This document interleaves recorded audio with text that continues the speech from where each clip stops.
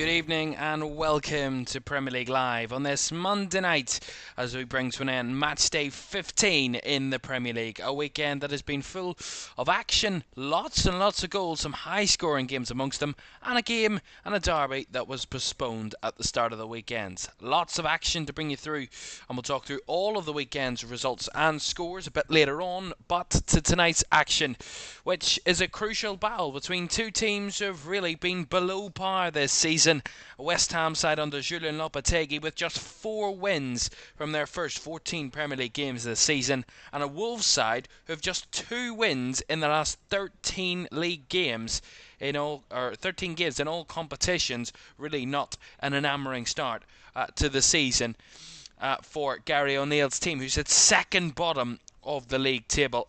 Both sides in much need of a huge win tonight, and hoping that they can get those big 3 points here in East London.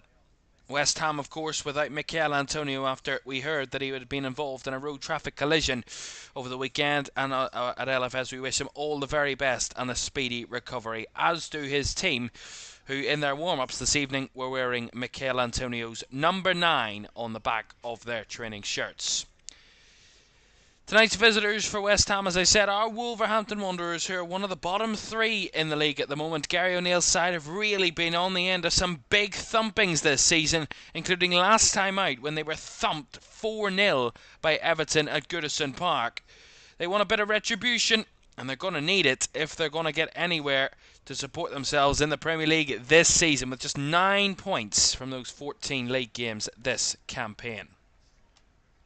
As the players walk out, all of the West Ham players, as I said, wearing Antonio 9 on the back of their jackets this evening, their stadium jersey jackets, that they walk out to in support of their main man up front.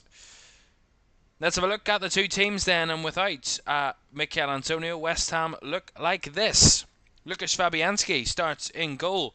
A back 4 of Aaron Wan-Bissaka, Konstantinos Mavropanos, Max Kilman and Emerson in defence. Edson Alvarez is joined alongside Carlos Soler in defensive midfield, with Thomas Souček taking up the 10 role. Mohamed Kudus is on the right wing, Crescencio Somerville off the left wing, and captain Jared Bowen leading the line for the Hammers. On the bench for Lopetegui's team, Areola, Cresswell, Sofal, Todibo, Paqueta, Guillermo, Rodriguez, Ings and Fulkrug. For Wolves, they continue with that 3-4-3 system. They start with Sam Johnson in goal, who swapped out for the other goalkeeper, of course, who is injured. Jose Sa is injured. Johnson comes in. A back 3/back 5, of course, of Semedo, Lamina the captain, Bueno, Totti Gomez and Matt Doherty. In midfield, João Gomez and Andre are the defensive midfield 2, with a front 3 of Ryan Nuri, Matheus Cunha and Jorgen Strand Larsen, who leads the line for Wolves. 6 league goals this season for Jorgen Strand Larsen, 7 for Matheus Cunha. There's no problem scoring goals, Wolves. It's about keeping them out of their own net that has been the issue. On the bench for Wolves this evening, Bentley, Dawson, Lima, Rodrigo Gomez, Doyle, Bellegarde, Guedes, Hwang and Borges. So, it's a battle of the two teams that have W in their name, and they will be desperately hoping for a W here in East London tonight. Kick-off at the London Stadium is on the way.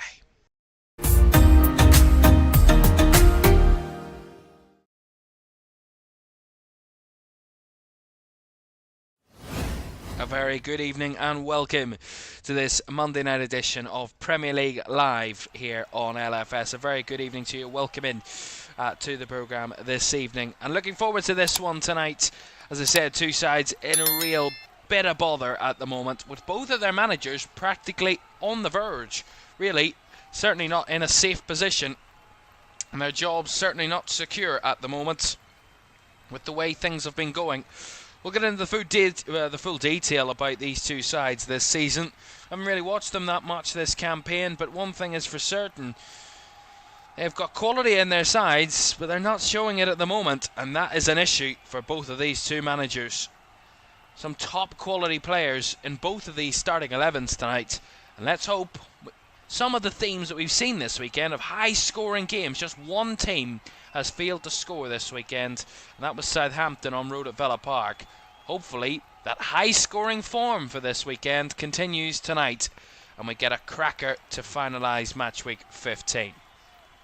As forever blowing bubbles rings around the London Stadium, as always, as a customary here in East London, as we're ready to get underway. As Wolves get us going then for this one this evening. A huge game for both of these two managers, both of these teams, and a lot of confidence needed because of their recent results have been lacking quite a lot, both defensively and offensively. There's a lot of quality.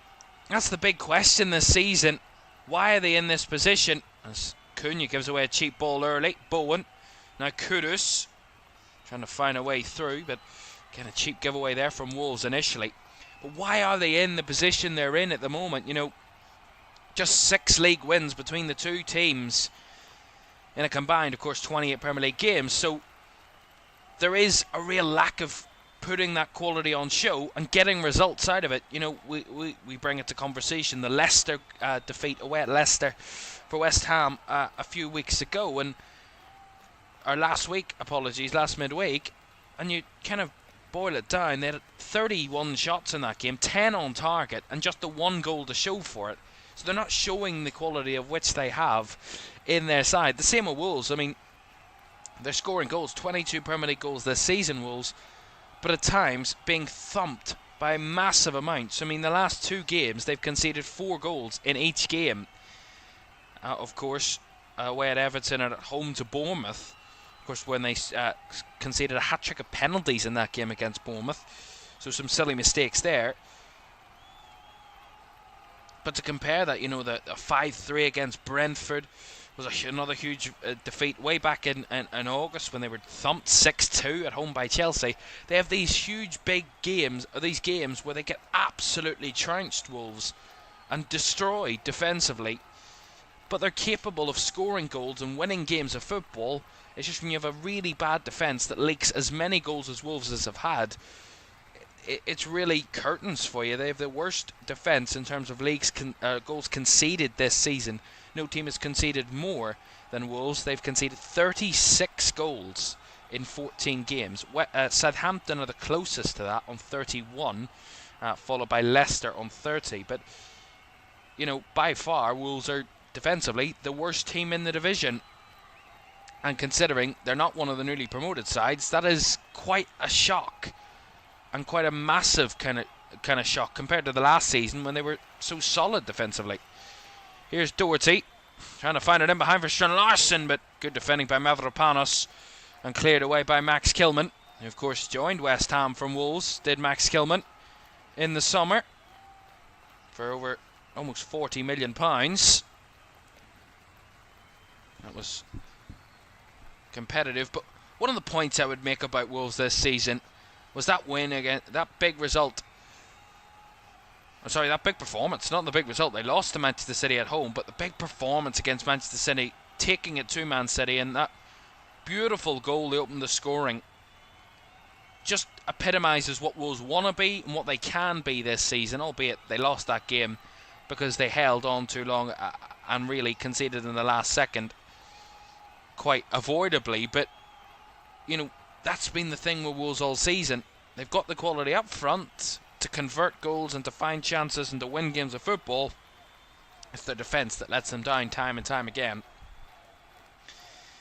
As Matheus Cunha's gone down here. I think he had a bit of a collision with Mavropanos, which has the Wolves number 10 on the ground.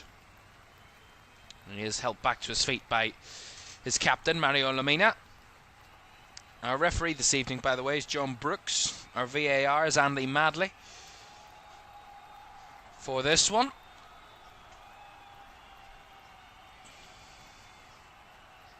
I'm sure Wolves will be hoping Andy Madley doesn't have very much involvement tonight after their history with VAR. Since Gary O'Neill has joined the club in the last 18 months, they have, you would feel, had the worst luck when it comes to VAR and decisions going against them.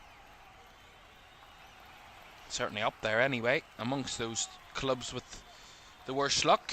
As Fabianski goes long, Bowen with a nice flicked header forward for Somerville to chase down the left-hand side.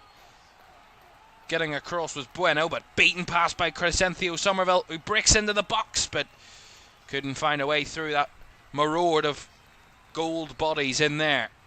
Somerville, out wide it comes again for West Ham, who keep the pressure on the Wolves' defence for the moment. Kilman. Emerson back to Max Kilman. And West Ham will just look to control possession. They had over 60% possession against Leicester in that 3-1 defeat, so they are certainly capable of keeping the ball against sides in and around them. Certainly capable of dominating the ball. Here's Wan-Bissaka. There's free space ahead of him there. Finds Kudus. Will curl it in with the left boot, but far too close to Sam Johnston, that from Mohamed Kudus. And a simple catch for the Wolves goalkeeper. But again, good threat from West Ham initially. See that really fluid breakaway. When the long ball came from Fabianski, Bowen flicked it on and Somerville just unleashed a bit of pace on the Wolves defence. That's exactly what West Ham are trying to find a way at doing this season. Of course, haven't been completely victorious with it. 4 wins, 3 draws and 7 defeats from their league games this campaign.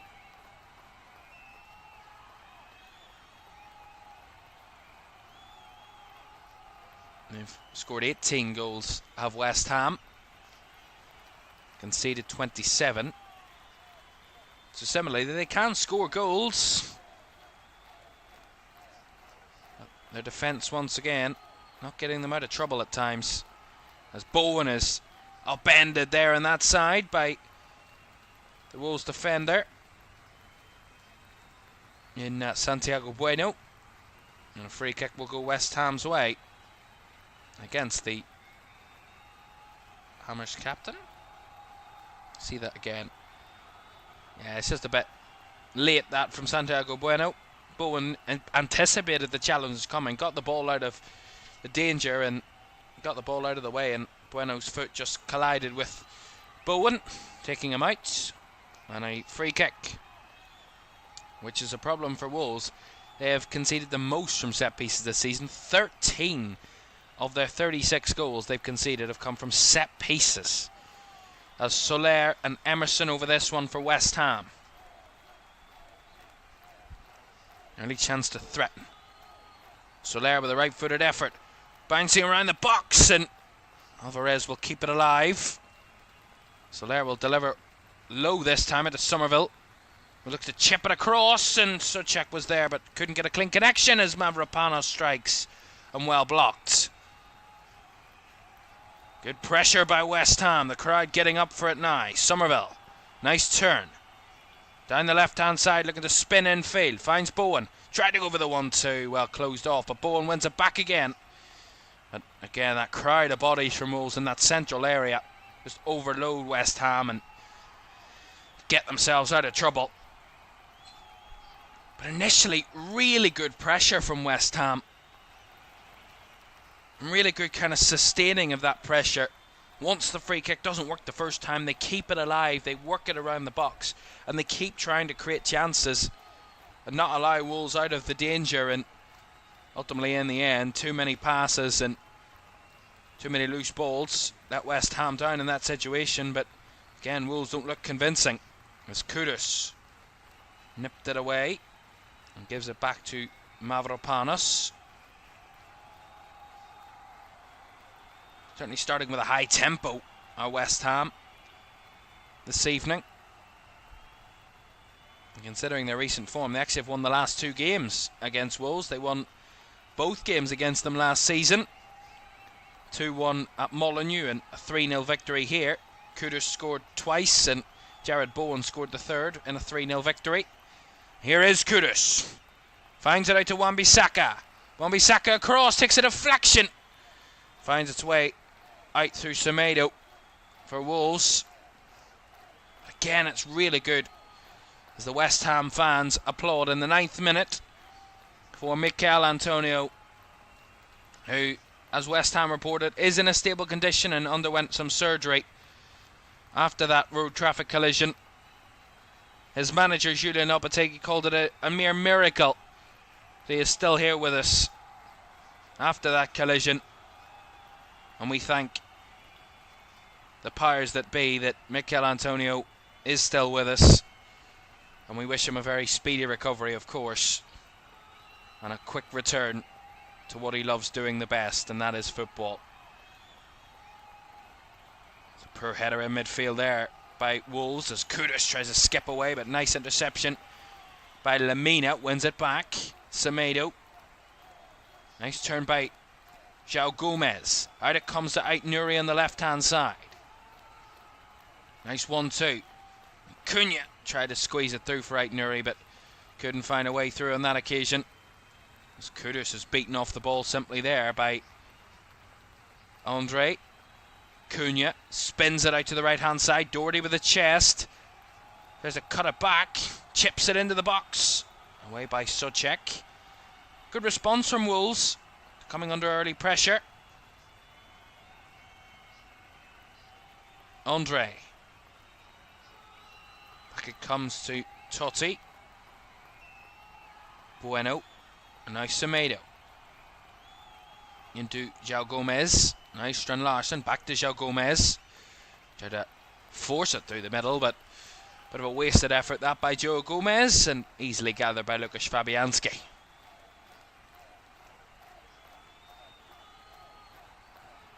But I'll go back to the goal that the Wolves scored against Man City in that 2-1 defeat early in the season. It's probably one of the best bits of attacking movement I've seen in a lot of the games that I've seen this season. There's been a lot of games where there's been beautiful football, but that goal was just sensational.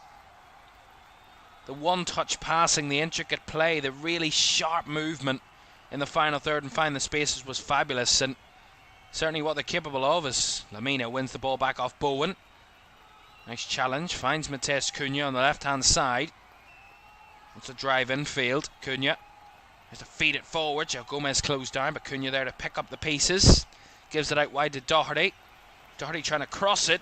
Took a deflection on the way through. Is good header by Mavropanos to clear it away. Kudus. Quite an open game so far. Both sides trying to find ways through early, quickly.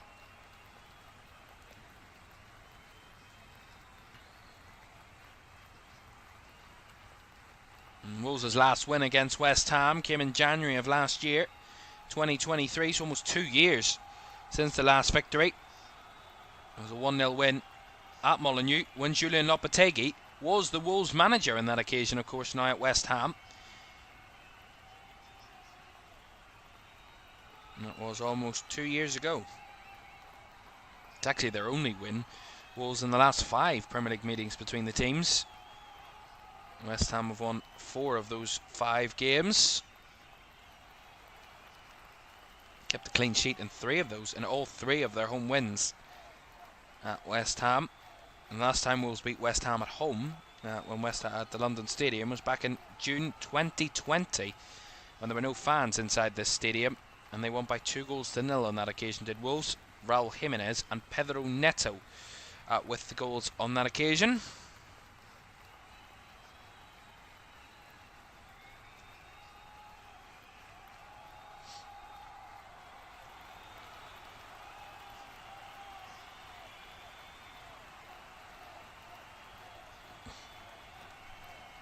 But what does a defeat do for either of these two managers tonight? Does it call to an end the spell of their times at these clubs, or is it just take a breather and continue to the end of the season? At this point, it's more Wolves that are under more threat. Being in the relegation zone and being in that position has them in trouble, has them in a lot of bother. As Bowen tried to find a flick on from Souček, but good covering by Bueno and Semedo.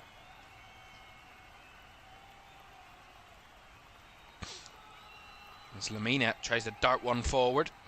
Nicely headed down by Mavropanos, and Wan-Bissaka does well to find Kudus. Nice, sharp football by West Ham.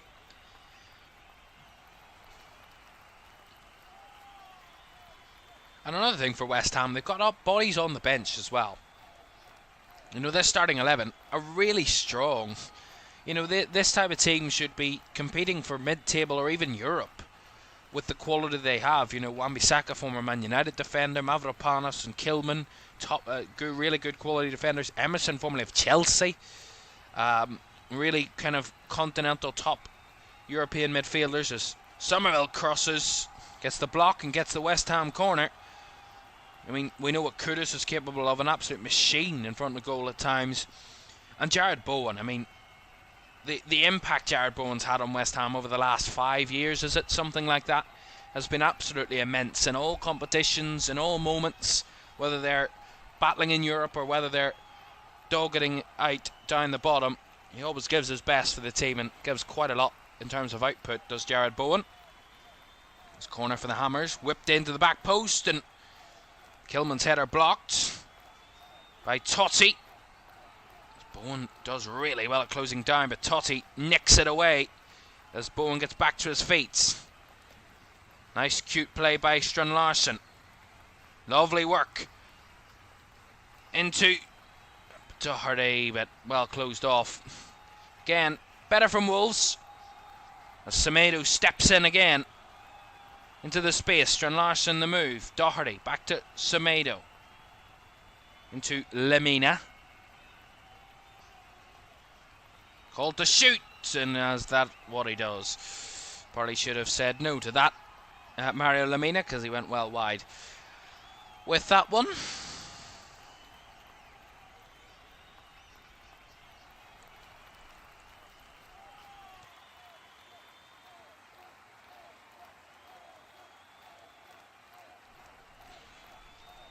Certainly openings for both attacks this evening so far from what we've seen. First 17 minutes, there's certainly not the most solid at defences on show tonight. That's a lovely step in by Lemina. Gets past Soler. Out Nuri. Out to the left hand side, finds Cunha. Back to Gomez. Joe Gomez beaten there by the backtracking Kudus. It goes down, does Mohamed Kudus, and wins West Ham a free kick.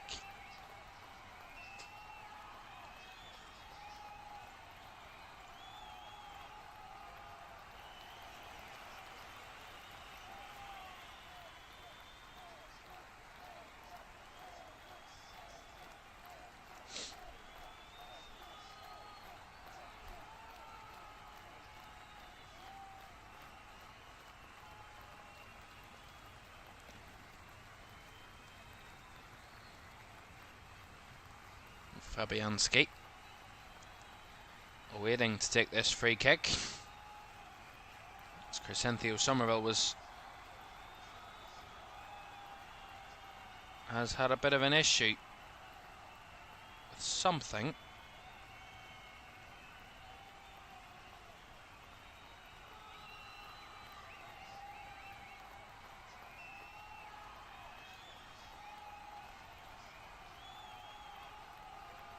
Very strange.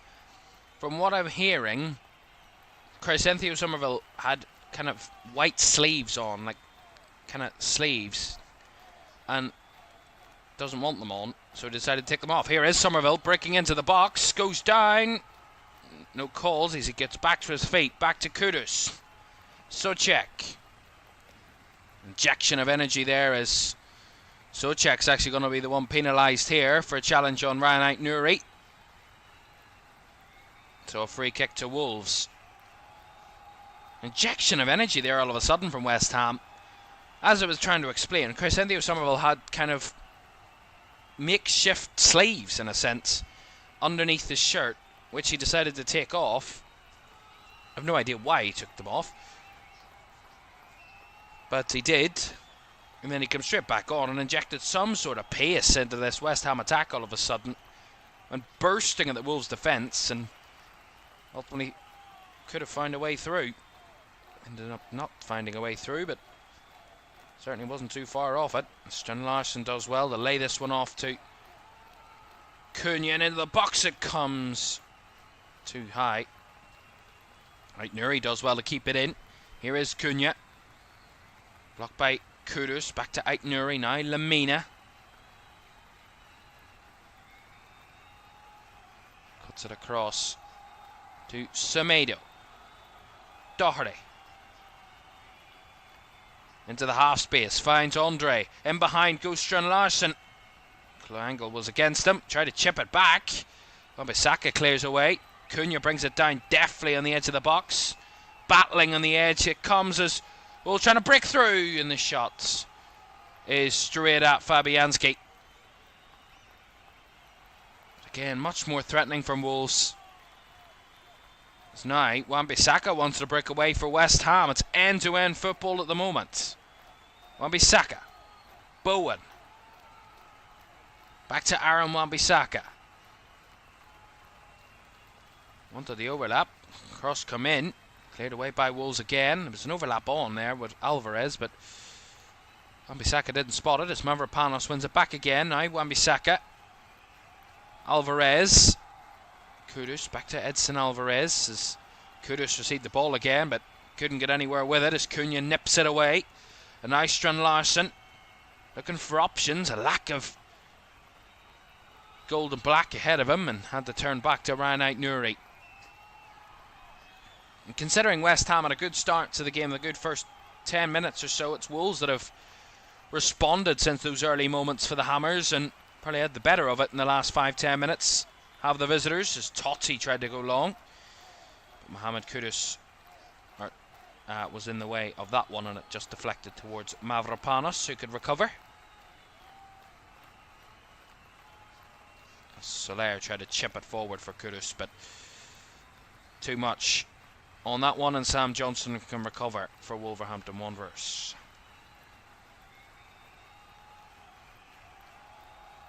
Wolves side have been consistently in the Premier League since their promotion back in 2017 under Nuno Espirito Santo.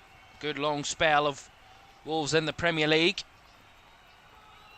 Actually became a really top side for a number of years under Nuno when they were competing in European competitions, were Wolves. West Ham side have been up and down for the last quite a while, for the last 10 years, but more consistently in the Premier League than not have West Ham recently. That really good spell under David Moyes, where they ended up winning a European trophy the season before last.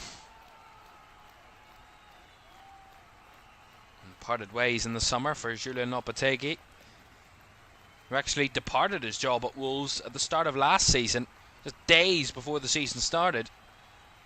He departed the Black Country Club, and quite dramatically in the end, as Souček does a real adjustment, and now Bowen. Good save by Johnson. Really fabulous play by West Ham. Blistering pace. Bowen not giving it up yet. Kilman, edge to shoot, finds it back out wide to Wan-Bissaka. Goes for the cross into the box, and the header is wide, but there was a deflection on the way through from Kilman's header, so it will be a corner. Really good play again by West Ham. Soler forces it into Bowen. Really good play by Souček to adjust. Finds Bowen out wide on the run against the defender. Totti completely beaten by Jared Bowen, and Sam Johnson with his right boot has to kind of kick it away. Somerville takes the corner short. Kudus back to Soler, and all the way back to Wan-Bissaka. He chips it forward again. Somerville chests it down for Kudus on this left hand side.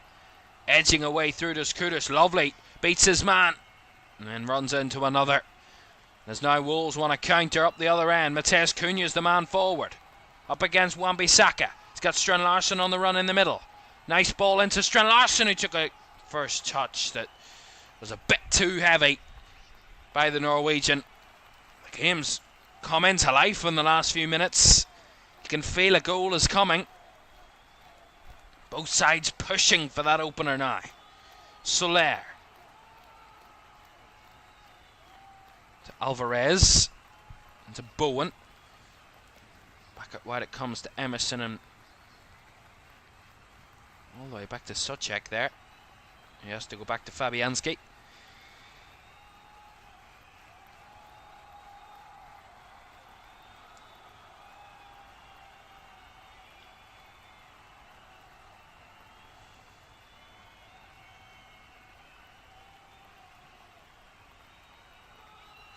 Ball forward, and Fabianski's ball was a bit inaccurate that time. Couldn't find his fullback in Wan-Bissaka, and Wolves will get the throw down this left-hand side.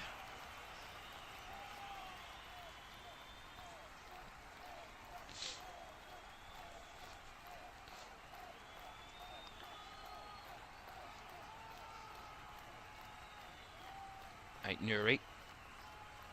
Cunha, nice adjustment again to break away from his man, and now here's Gomez into Andre. Out wide to Doherty. Certainly moving the ball well, Wolves, in these tight spaces. Nice ball into Lamina in the centre. Out wide to Cunha, who will look to hit one. Tried to catch Fabianski off guard there, but the West Ham keeper was well able for it and well aware of what was happening. Cunha eyeing up a kind of cross. He then just sneakily spots the gap down the left-hand corner of the net and tried to swipe it in past Fabianski, but the Hammers keeper was well aware to that one and got down and made the save. Certainly feel a goal is coming here, though. Both teams finding those attacking players, getting shots off, starting to really test their opponent's goal. Which way the first goal will come is still one of those factors we're yet to find out, as West Ham got a free kick there with Soler brought to the ground by João Gomez, and a free kick for West Ham. Emerson and Soler are over this one. Wolves set their defensive line on the edge of their box, edge of the 18-yard box. So another set piece for Wolves to defend, and one for West Ham to try and capitalise upon. Soler again with the right-footed delivery. Again headed well clear by Mario Lamina. Got some distance on that header. All the way back to the last man for West Ham and Wan-Bissaka. He's just across the halfway line now. Out wide to Soler again. Go for the switch ball. Try to find Somerville, but well intercepted by Doherty, who headed clear again, but Mavropanos brings it down.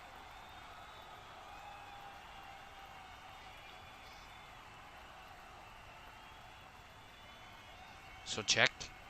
Somerville chips it over the top. Lovely run in behind, and the shot's well blocked. Oh my goodness me, Nuri with a great block, and Carlos Soler with a wonderful run in behind. Great from Somerville, comes deeper. Soler spots the gap, no one tracking him, makes the run in behind. The Wolves defence aren't playing offside, they completely misjudged the defending on that occasion. Nuri gets across really well to recover, but Soler had a gaping hole to run into, and Somerville with a lovely chip ball over the top, denied by an Nuri block, which gives West Ham the corner. Emerson to deliver, headed up and away and out the other end, and it will be another corner for West Ham, this time on the left hand side. This will be West Ham's fourth corner of the game, which they've taken quickly here. Soler out to Somerville, into the box it comes, back to Soler, who was actually blocked by his own man and Jared Bowen in the middle there. West Ham getting a bit more, not desperate, but kind of feeling a bit more encouragement at the moment from the way Wolves are defending. It's Doherty with a header out of play, but for a West Ham throw.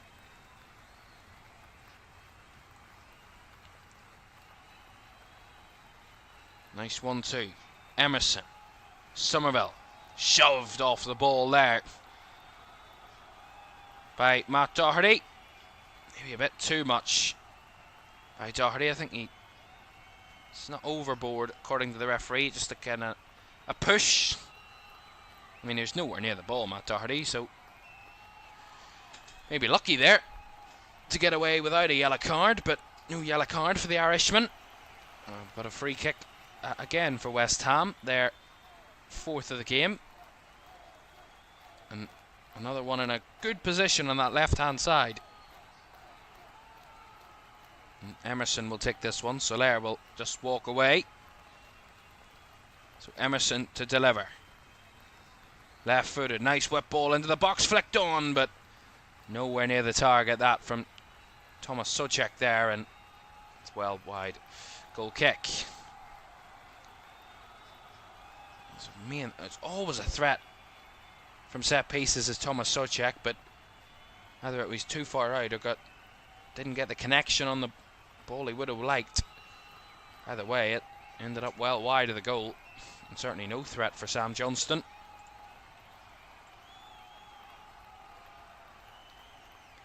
As Wolves get the goal kick then, which they're going to take. Quite interestingly, with their 2 centre-backs getting involved in those playing out from the back situations.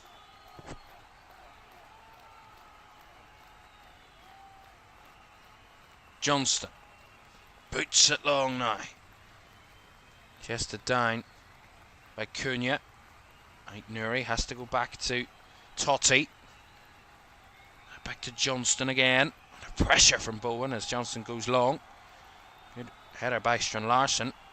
Well held up by João Gomez. Lovely play. Cunha. Now Strand-Larsen spins it out wide to the right hand side. Here's Doherty. Goes for the cross. Strand-Larsen missed it, and Gomez missed the target. Oh my goodness me. Wonderful, intricate football by Woos. In between the lines. Nice give and go. And a wonderful switch ball by Strand-Larsen out to acres of space on the right hand side for Doherty to cross. Whips it in fantastically. Strand-Larsen couldn't get anywhere near it, heading it. Really well whipped ball in. Strand-Larsen just misses the header, and then João Gomez, coming in at the back post up against, I think that might have been Mavropanos, and he just completely mishits it. As now West Ham up the other end. Bowen, well blocked off by Santiago Bueno, but my goodness me, Wolves had a huge chance. And now West Ham up the other end almost had a chance with Bowen. And it will be another corner to West Ham down this left-hand side. But again, you can just feel it, the energy. One side is certainly going to get a goal before half-time. You can just feel the energy. Both teams certainly desperate, searching for it at the moment. Somerville to deliver. Whips in a ball. Bounce into the back post. Brought down by Bowen. Spins it back to Kudus, who whips his shot. And palmed just wide by Sam Johnston, but it almost into a path of another West Ham player. Knocking on the door. Somerville with a cross. It's to the back post, just a bit too much on it. Bowen recovers it, plays it back to Kudus on the edge of the box, who tries to curl one. Johnston parries it, and almost parries it into the path of, I think, Thomas Souček, who's diving in. And it just goes wide from Johnston and behind for another corner. But West Ham certainly knocking on the door at the moment.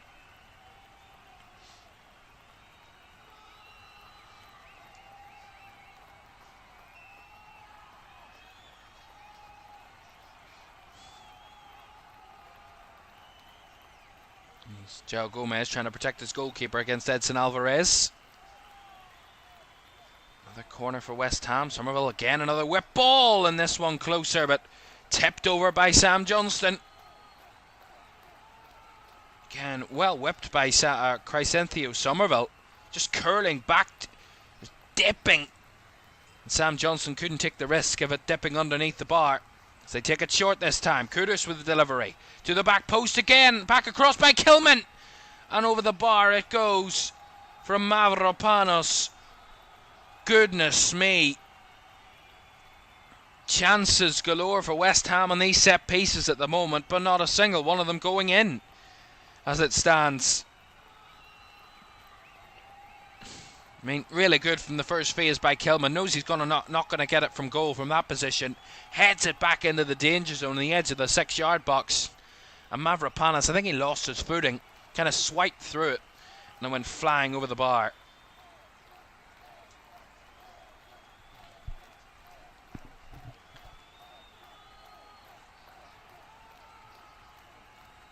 Test there for Santiago Bueno as his header. Goes straight to a West Ham player, but he steps in and wins it back. Hello, Strand-Larsen. Maybe a bit loose with his hold-up play. Gives it back to Emerson. It's Fabianski. Out to Kilman. He's just retreating. Emerson, and now back to Fabianski again, who will hook it long. Bueno got in the way there, but his header will just bobble out for a West Ham throw. Less than 10 minutes to go in the first half. West Ham 0, Wolves 0. Both sides have had chances in this first half. West Ham with 8 shots, Wolves with 4 shots, 2 on target apiece. So certainly having ample opportunity to test the opposing goalkeepers. West Ham with a hat full of corners as well. 7 corners so far for West Ham. Maybe starting to take control of this game now once again, as they did against Leicester, but weren't able to find enough out of that game. As Bowen in behind goes for the cross, and a really good bit of defending there by Nelson Semedo, who stepped across to clear it behind. But again, ball over the top. Bowen well onside, played onside. I think it was by, trying to see if it was, yeah, it was Santiago Bueno, just dropped too far deep. Bowen played onside with the ball over the top, and the cross came in from Bowen and well cleared away by Nelson Semedo, who has to come across his defenders to clear it away. But again, another corner for West Ham. Emerson to deliver from the left, of the right, left-footed, headed away, and out for another corner. Nelson Semedo again clearing.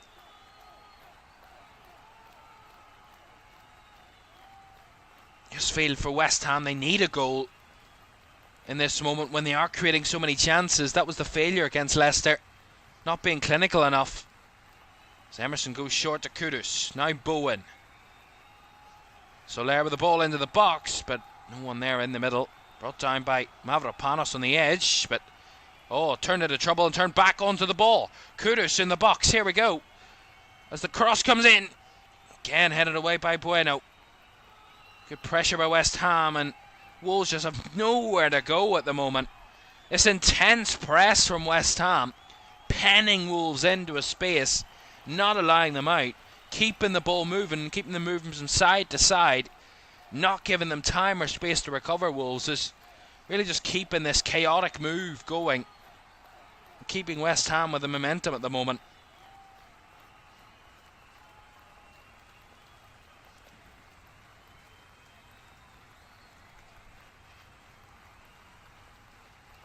Kilman back to Fabianski. Wants to spin it in behind again, but good recovery by Doherty. Although Bowen trying to do dribbles between players and run into trouble as Wolves recover. Lemina has one to chase defensively against Soler, but Lemina slides as he kicks it forward into the path of Andre. Nice Semedo. Andre again into the half space. Look at the gaps here. 4 on 4 here for Wolves. The ball comes down the left hand side without Nuri. He's got Cunha and Strand-Larsen in the middle. Wants to go himself. Good block. Good deflection. Actually worked out for Wolves in the end as Semedo recovers. Semedo will shoot, but again well charged down. Doherty. Semedo again on the right hand side. Has to turn back. You just feel when one gets a chance and a good spell, the other just responds up the other end instantly, and that's what we're seeing at the moment. The first goal may be crucial in setting the momentum for this one at the moment, as João Gomez steps in and wins the ball back well off the West Ham midfield. Semedo to Lemina. Now into Matheus Cunha. Trying to roll it in behind for Strand-Larsen, but well blocked off by Kilman. who plays in Kudus, who's got Bowen ahead. Kudus has to go back to Suchek. Keeps the move going with Kilman, striding forward. Max Kilman in the box. Blocked away. Somerville retrieves. Somerville will shoot. Blocked. Well there by Doherty. Again, both sides not afraid to shoot. You have to be honest. So far, the shooting from distance, they're trying to get the whole shoot on sight kind of idea. Just shoot whenever you see any sort of side of goal, but maybe it's not working at the moment, but certainly getting a lot of shots off are both teams. Mavropanos into the space as Bowen has to track back. Keep West Ham on the ball as Mavropanos then will try and feed Wan-Bissaka in behind. Lovely first touch. And got the touch off Ait-Nouri, which will give him a throw. Kudus to Mavropanos. Less than 5 minutes to go with the first half. Wolves and West Ham still locked at 0-0. But lots of opportunity so far. Another ball fed in behind for Kudus to chase, but well marshalled that time by the Wolves defence in Totti, who heads back to Sam Johnston.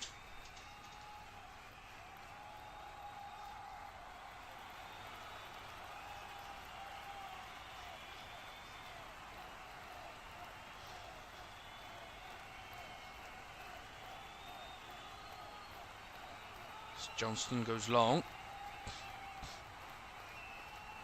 Again, Wolves unable to sustain the possession, and Soler finds Somerville, space to run into against Semedo. Somerville, lovely little tricks. But again, really good recovery play by Matt Doherty. Gets back in and closes down the West Ham winger. And Wolves win the throw-in down the right-hand side with Strun Larsen.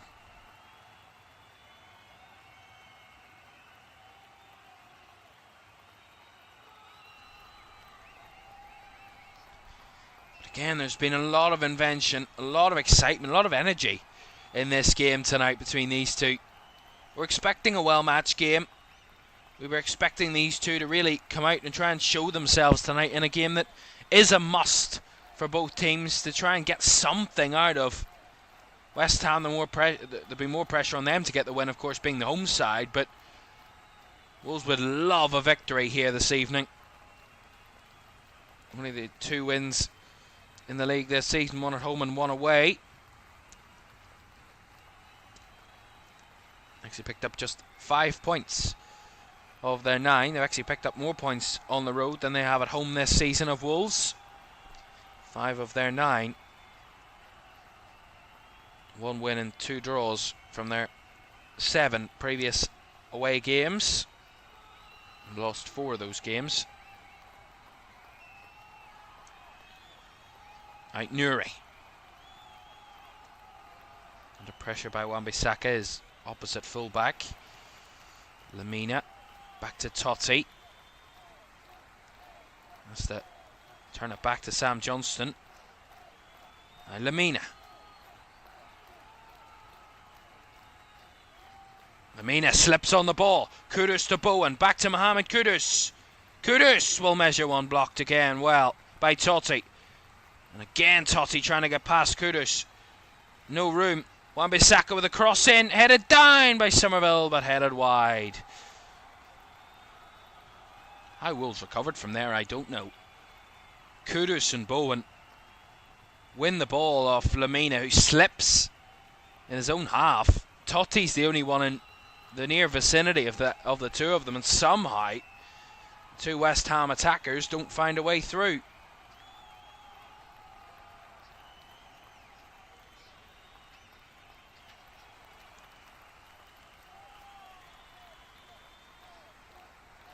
Yeah, it was good block by Totti, to be fair. Getting back in against Mohamed Kudus.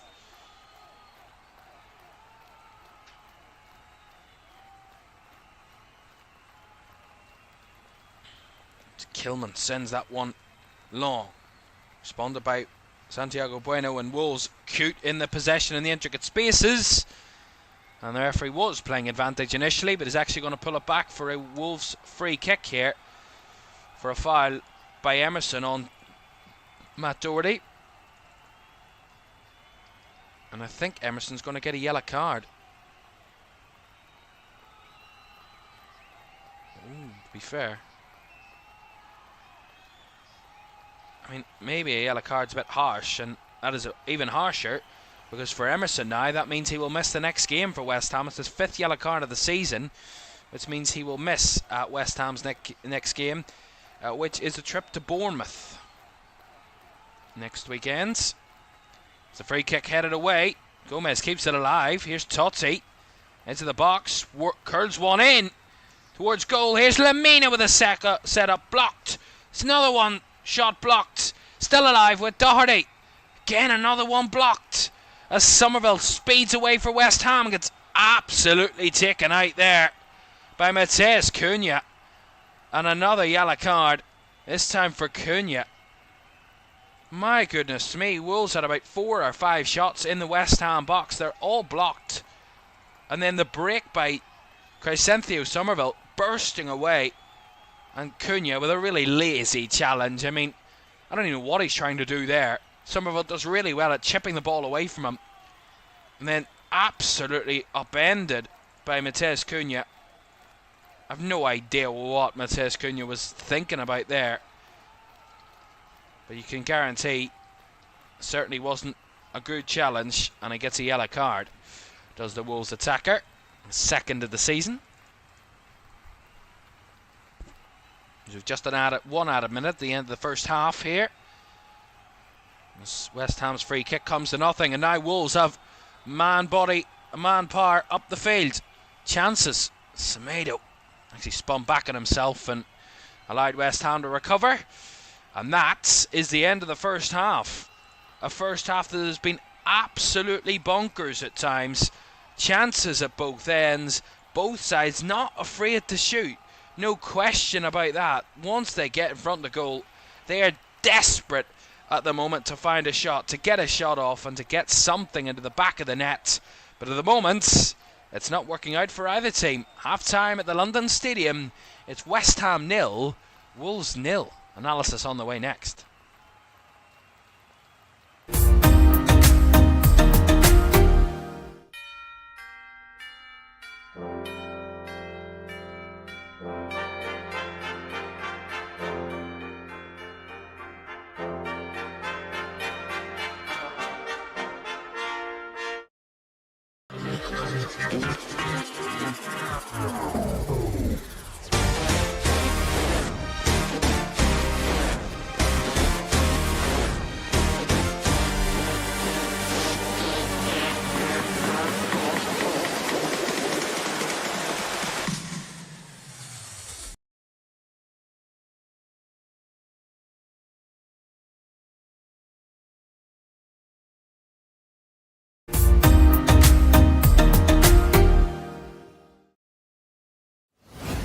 Welcome back to Premier League Live. Half-time at the London Stadium. It's West Ham 0, Wolves 0. So no goals between these two. It will be the only game that ended without a goal this weekend, as we've seen an absolute blockbuster weekend. Considering on Saturday morning we thought, oh, this could be a really tough weekend for the Premier League with all this weather fronts that were coming in.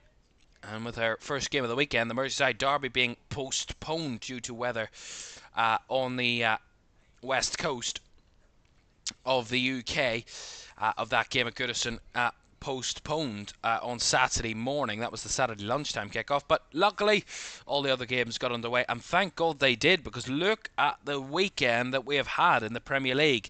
It all started on Saturday afternoon as Aston Villa got back-to-back wins after going 8 games without a win in the before the last 2 games. The big win at home against Brentford in midweek, and then that 1-0 victory against Southampton on Saturday afternoon.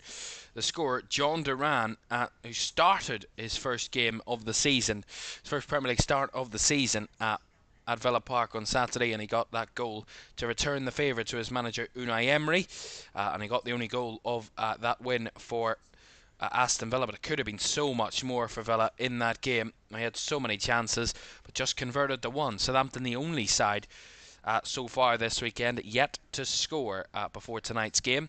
It was another thriller at the G-Tech. Of course, it always is. When Brentford play at home, you know there's going to be goals. No question about it. This stadium, the G-Tech, has seen the most goals of any Premier League stadium this season, a total of 40 goals. In the 8 games that have taken place at the G-Tech this season. But one thing that goes in Brentford's way is they are yet to lose at home this season. A Newcastle side that would have been buoyed from their 3-3 draw with Liverpool at home in midweek, but they couldn't back it up as they fell to a 4-2 defeat to Brentford in that one. An absolute blockbuster with another quick start for the Bees. One up inside 8 minutes. Brandon Bomo with the opener. Alexander Isak then levelled just 3 minutes later for Newcastle before in the 28th minute Johan Visa put the Bees back in front, and Harvey Barnes, who made the mistake for the second goal for Brentford, scored the second equaliser for Newcastle that had a 2-2 at the break. The second half saw 2 goals from Brentford to win the game. Nathan Collins in the 56th minute and a 90th minute fourth goal from Kevin Shada to make it 7 wins from their 8 home games this season for Brentford. 7 wins and just the 1 draw. The most points at home from any side this season. They have the best home record of any Premier League team this season. 4 points more than Liverpool.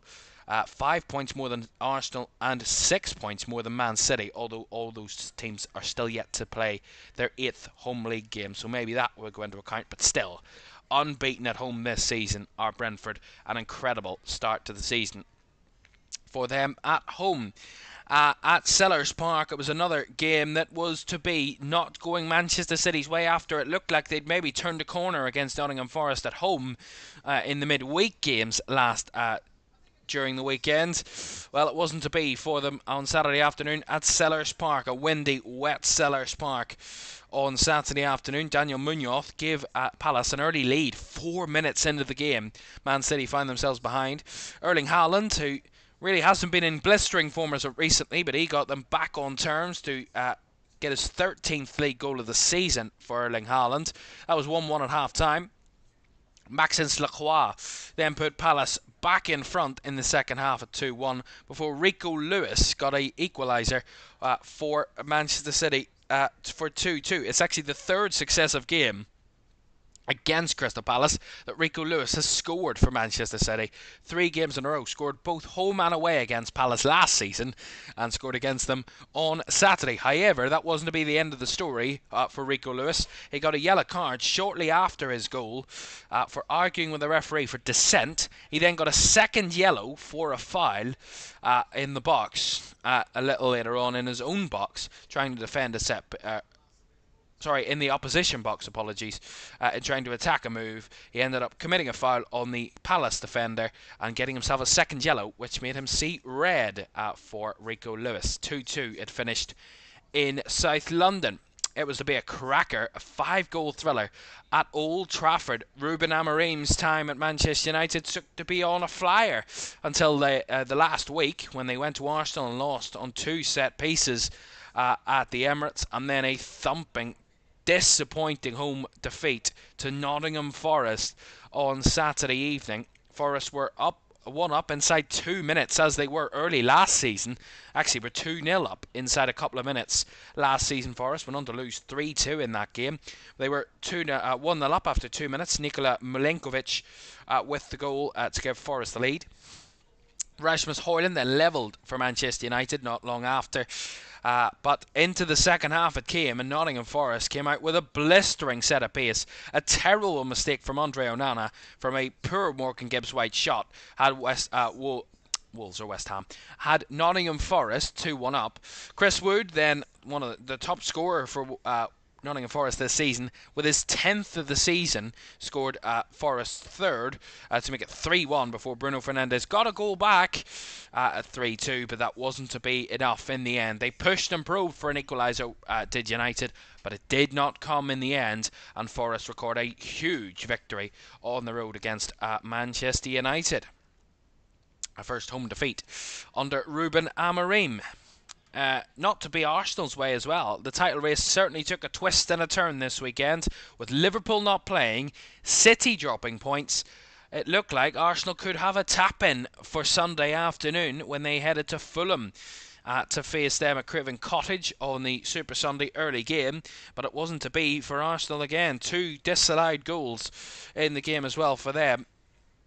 2 VAR controversies, albeit fairly disallowed the goals, but it was a 1-1 draw in the end for them. Raul Jimenez gave Fulham a lead in the first half, but a William Saliba equaliser in the second is second in 2 games. William Saliba made it 1-1 before Bukayo Saka in the 90th minute thought he'd won the game for Arsenal, but to be ruled out for offside in the build-up, and the goal did not stand, so 1-1 it finished. It looked like Ipswich were on course to be the last team. They are the last team without a win at home this season. They look to be heading towards a home win in the first half when Connor Chaplin put them ahead against Bournemouth. But a second half comeback from Bournemouth in the 87th minute, Enes Unal with the equaliser, and a 95th minute winner from Dango Ouattara secured the victory for Bournemouth. It seems like Ipswich at the moment are cursed at home. They're the only side now without a home victory this season. And they were so close, yet so far, against Bournemouth. Ruud van Nistelrooy's Leicester are off to a great start under him. 4 points out of a possible 6 from his first 2 games. A 3-1 win against West Ham and a 2-2 draw against Brighton. Both home games, but they were 1-0 down in the first half. Tariq Lamptey gave Brighton the lead. It actually was 2-0 to Brighton at one point. Yakuba Minta with a second in the 79th minute. They seemed to be in cruise control at that point, Brighton. But something ignited in Leicester late on as Jamie Vardy got one back with 4 minutes to go, and a 91st minute equaliser from Bobby De Cordova-Reid, securing a point out of that game for Leicester. As I said, 4 points out of 6 for Ruud van Nistelrooy since joining. And then we ended yesterday with an absolute peach of a game in a London derby as Tottenham lost 4-3 at home to Chelsea. An absolute bomber of a victory last season for Chelsea. The first victory over Ange Postecoglou's Spurs came for Chelsea last campaign. They actually found themselves 2-0 down, did Chelsea in this one. Dominic Solanke and Dejan Kulusevski gave Spurs a 2-goal lead. Jadon Sancho then got one back with a wonderful finish for Chelsea at 2-1. Cole Palmer then levelled from the penalty spot in the second half to take himself into double figures for goals this season and amongst the golden boot race to level things. Enzo Fernandez then put Chelsea in front for the first time in the afternoon yesterday. It's on the 73rd minute. Cole Palmer, then another penalty, made it 4-2 for him. Another poorly given away penalty before Son Heung-min's 96th minute consolation got Spurs a third in a 7-goal thriller. It was an absolute cracker in North London, but again, one that has question marks over Ange Postecoglou's team, who were 2-0 up in the game, but ended up losing by 4-3 and have them sitting 11th in the Premier League table. And West Ham and Wolves are goalless at the moment. So quickly, if we show you the table just before we head out for the second half at the London Stadium then. This is the way the table looks after match week 15 as it stands, with West Ham and Wolves both drawing at the moment. This is the way it looks. Liverpool lead the way. Only a 4-point lead now, but with that game in hand over Chelsea, who are in second as they leapfrogged a couple of teams to jump into that place. In second, Arsenal sit in third on 29 points, City in fourth on 27, and then a cluster of teams below, Forest and Villa making up the top 6, Brighton and Bournemouth both on 24 points just below that, and then Brentford and Fulham on 23 points make up the top half. If we go down to the bottom half, Spurs there or thereabouts, they're on 20 points in 11th. Newcastle in 12th on 20 points. United on 19 points in 13th. Their lowest in quite a while, in over 50 years. Their lowest position after 15 Premier League games in over 50 years. West Ham, as it stands, on 16 points, currently getting a draw against Wolves. Everton and Leicester, big results for them over the midweek, but the weekend very different for them. A draw for Leicester and Everton without a game, so Everton can still push themselves up the table with that game in hand. And Palace just outside the bottom 3 with that big draw at home against Man City on 13 points, and as it stands, the bottom 3 will remain as it is, of course, or actually as it stands, sorry, Wolves would go above Ipswich into third bottom with this draw as it stands. But that is the way the table looks and the way Matchday 15 has gone so far. We've just another half of football to go before it comes to an end, and the second half at the London Stadium is on the way in just a moment. Do stay with us.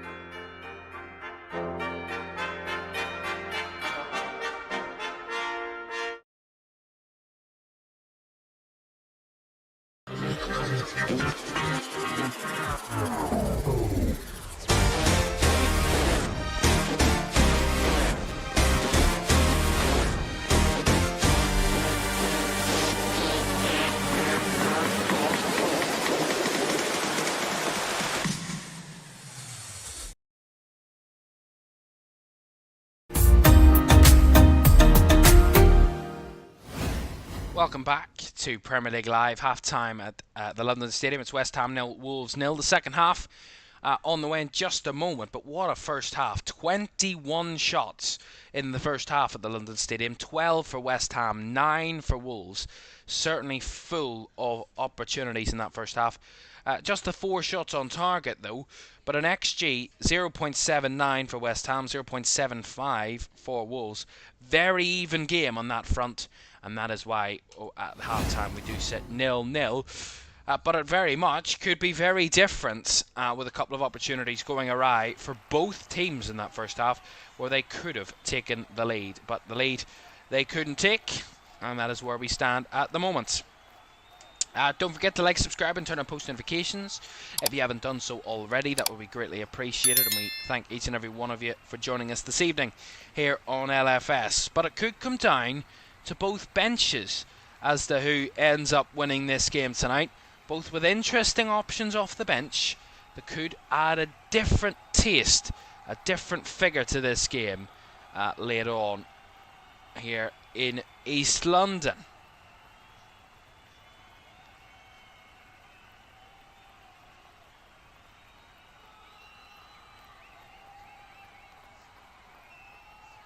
There's lots of opportunities in that first half, and I'm sure we'll see quite a number more in the second, hopefully, as we get ready to go.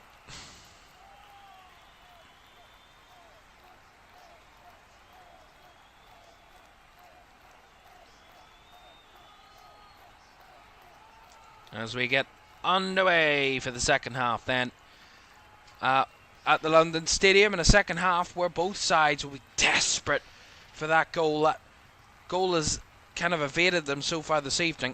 These two actually were the top two teams for conceding first half goals this season. Trust it to be our luck, when they meet each other they don't concede first half goals between those two. Interesting indeed enough. But I'm sure both managers, look, actually hold on a moment, because here come Wolves in the cross. Far too much by Matez Cunha, I think that was. It might have been Ait Nouri. It was actually Ait Nouri. Good break down the left-hand side by Wolves. 1-2 giveaway, 1-2 give and goes down that left-hand side, and Ait Nouri just crosses it into the box. And there was options in there. I think it was Matt Doherty was one of them, but it was just too much on the ball in the end from Ait Nouri. And a good opportunity for Wolves early in the start of the second half. But as I was saying, both managers really wouldn't be too disappointed with what they saw in the first half from their teams, but defensively, I would say they'd both be pretty happy. But at the same time, I think they would both be said, you know, when you get into the final third, you need to be more clinical. You need to find those opportunities and you need to finish them. And that has been a problem for these two teams at times this season. Wolves less so, but at times there has been some big gaping opportunities. And there were opportunities in that first half. I mean, Somerville had a few as Edson Alvarez gives it away cheaply in the middle there for West Ham. Here's Gomez.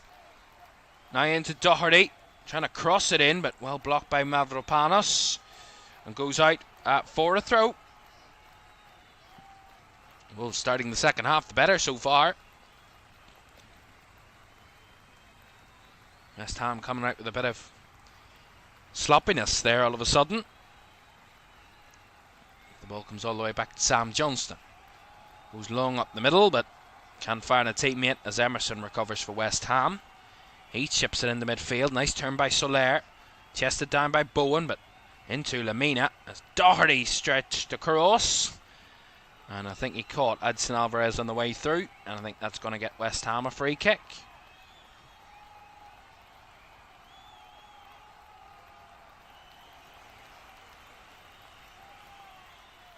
Yeah, it's it. Certainly a dangerous one, that, from Matt Doherty. Has to watch himself here. It's a dangerous one, that, on Edson Alvarez. I just saw the replay. Kind of stretched for it, but was nowhere near the ball. Referee maybe a bit lenient on those types of moves so far this evening, as Somerville gets fouled again. And another West Ham free kick, and I think Doherty is the one that committed it. And I told you he has to be careful. Well, be careful he wasn't, and he's just got a yellow card. Again, he's just stood on the Achilles of Crysenthia Somerville. I mean, that's quite clearly a poor challenge, and the referee, I think, pointed to a couple. And it will go down a yellow card for accumulation of fouls rather than the single foul alone, but certainly been a few off-target fouls, shall we say. Not great challenges for Matt Doherty at times this evening. And a yellow card is duly what he deserved, you'd have to say.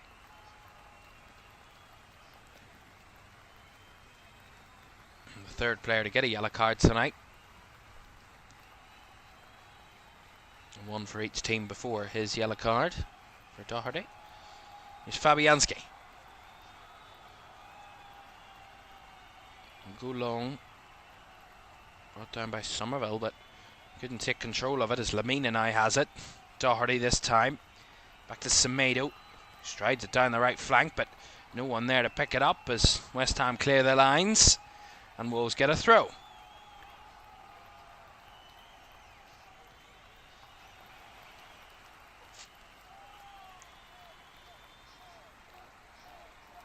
Semedo has to come all the way back to Johnston, who knocks it long. Again, Strun Larsen trying to use his physicality, but well beaten off the ball by Kilman. Soler tried to win the ball there and ultimately gave away the foul on Andre.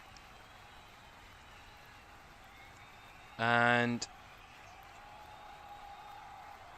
I think Carlos Soler's got to get a yellow card as well. Not for the challenge, I think for kicking the ball away.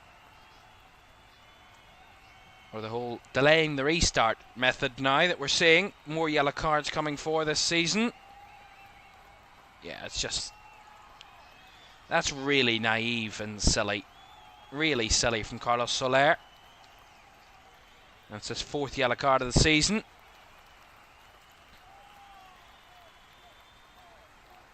Lovely 1-2 between Gomez and Doherty. Here is João Gomez. Andre tries to switch the ball. Nicely headed down by Cunha. Space to stride into. Couldn't find Lamina as West Ham can recover. Kudus couldn't reach it. Again, not kept again by Wolves as Santiago Bueno put it in a difficult position. It goes out for a West Ham throw.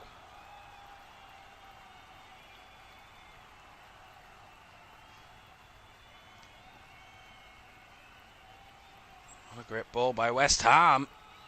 Forward as Emerson has to rescue something. And I think they're going to get a free kick here, West Ham. Maybe a bit fortunate to get the free kick because Emerson was trying to recover from what was a terrible crossfield ball. And ultimately just bought the foul there. Maybe a bit fortunately in the end, but free kick was given.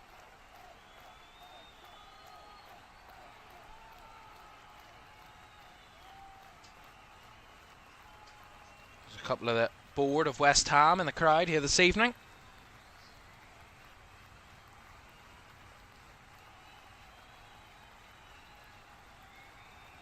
Kilman heads that one out for a Wolves throw down the right hand side. It's certainly been the better start to the half from the visitors. have looked a bit more positive than West Ham at the start of the second half. So into the box it comes. Cunha flicks it into Stranlarsson. Again, closed down well. A challenge there on Kudus. And they beat it away, West Ham. And now, here comes Wan-Bissaka. Space to break down the right-hand side. Wan-Bissaka gets past Lamina. Whips it across. And it takes a deflection. Wolves desperate to say it's a goal kick. But the referee says no, it's a corner to West Ham there. 10th corner of the game for the Hammers. It did look like it was a corner. Mario Lamina was certain it wasn't, but he would say that. Corner for West Ham, right hand side. Their 10th of the game. Wolves without a corner in this match so far. Bowen with a delivery, left footed to the back post. Souček with a flick on, and it's dropped in. Right across goal. Wolves did not know how to deal with that. And Thomas Souček, I said he's always a threat from set pieces. Great cross from Bowen to the back post. And a header straight back across goal from Thomas Souček. Gives West Ham United the lead. After Wolves had started the second half, the better of the two teams. But it is West Ham that break the deadlock and strike first.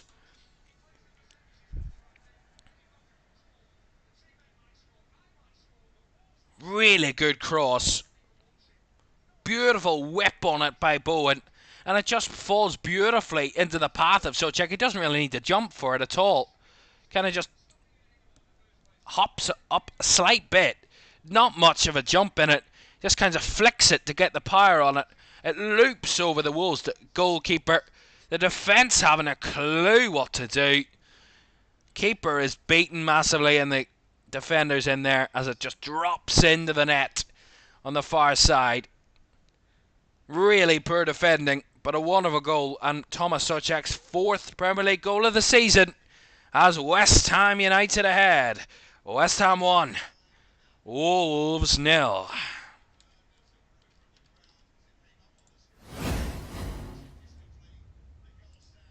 They did a quick VAR check there, but there was no issues. So the goal stands quite clearly. And that is massive for West Ham. Absolutely huge. I said in the first half, a first goal would kind of settle the momentum. It would really kind of settle the team that gets that first goal. And I think this will settle West Ham. It will give them that confidence. It will give them that belief. It will kind of feel that will settle them. But it will make them feel more comfortable in the game, in their possession and in their play. But Wolves have to respond now. Nice ball into the path of Gomez, who whips it across, but no one there as it's headed clear by Mavropanos. Soler linking up with Kudus. Wan-Bissaka with an absolute wonderful touch. Taken away from the anticipated marker. And here is Wan-Bissaka. Bowen, lovely skill. Into Kudus with space. This has got West Ham with their tails up at the moment. Soler. Now Somerville. You can feel another one coming. Somerville. Back to Kudus. Heads out a slight bit there. Is back to Somerville again. Chips it across to find his man. Lots of bodies in and around that box for West Ham, but Wolves get bodies in the way with Semedo to clear it away. Doherty switches it to Ait-Nouri. Takes a touch infield. Now Totti. Out to the left hand side for Matheus Cunha. It's been a catalyst for Wolves before in getting back into games. Here's Cunha. He will strike, but that was not the right option. And certainly not the right execution as it goes flying over the bar. Goal kick. Just see the corner again. The goal. And they were maybe looking at an offside, but there was no impact from Edson Alvarez there. I mean, there's nothing in that. It's just really bad defending. I mean, it's a looped header. It's tough to defend with at the best of times. But the goalkeeper, I'm absolutely baffled. Wolves have had awful trouble with their goalkeepers this season. Absolute awful trouble with their goalkeepers. And Jose Sa and Sam Johnson not having a clue what one to pick or who was the right one. And to be honest, again, the goalkeeper's just invisible. And he just stands there and waits for something to happen. He doesn't try and get involved, he doesn't try and win the ball, or doesn't try to throw a hand at it, just watches the ball loops over his head. I mean, he's the only player on the pitch that can use his hands and doesn't.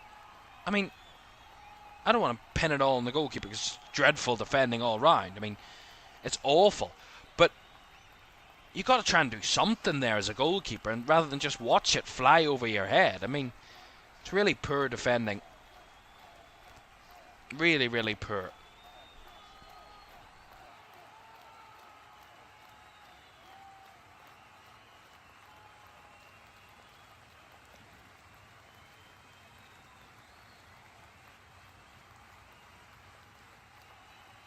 And one of the points I'd been making about Wolves this season, I made it already this evening about them, was the fact that their defence keeps letting them down when their attack have got quality up the other end, which tonight, look, they haven't scored, but their attack has been offering opportunities and getting the ball forward and being competitive with West Ham on that front and attacking wise, and it comes to a set piece that lets them down.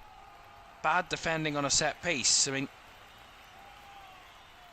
that really is a killer for any team, but a team that is zapped of confidence at the moment certainly doesn't help.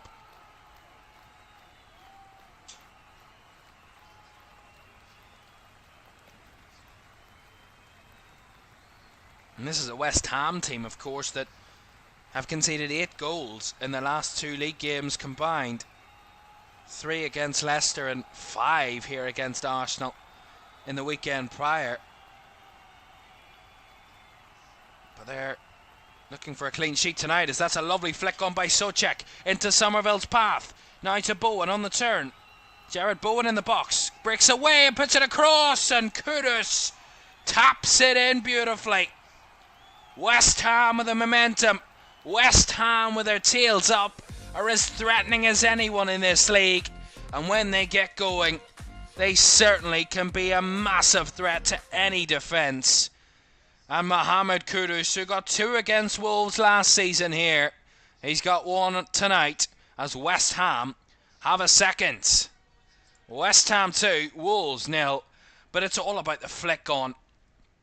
Again, really pacey. Souček with a lovely flick. Oh, actually, hold on here. He might be offside, Mohamed Kudus. He looks like he is, actually. He looks like he stepped offside. Yeah, he's ahead of the ball, and he's in an offside position. I think this is going to be ruled out. The celebration may have to be retracted in some sense, as VAR check this.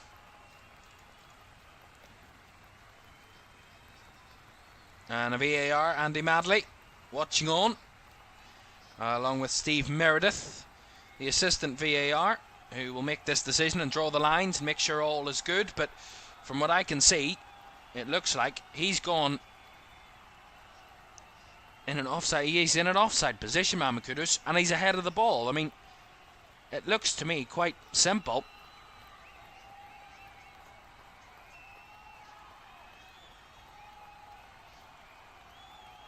Let's see what the VAR have to say.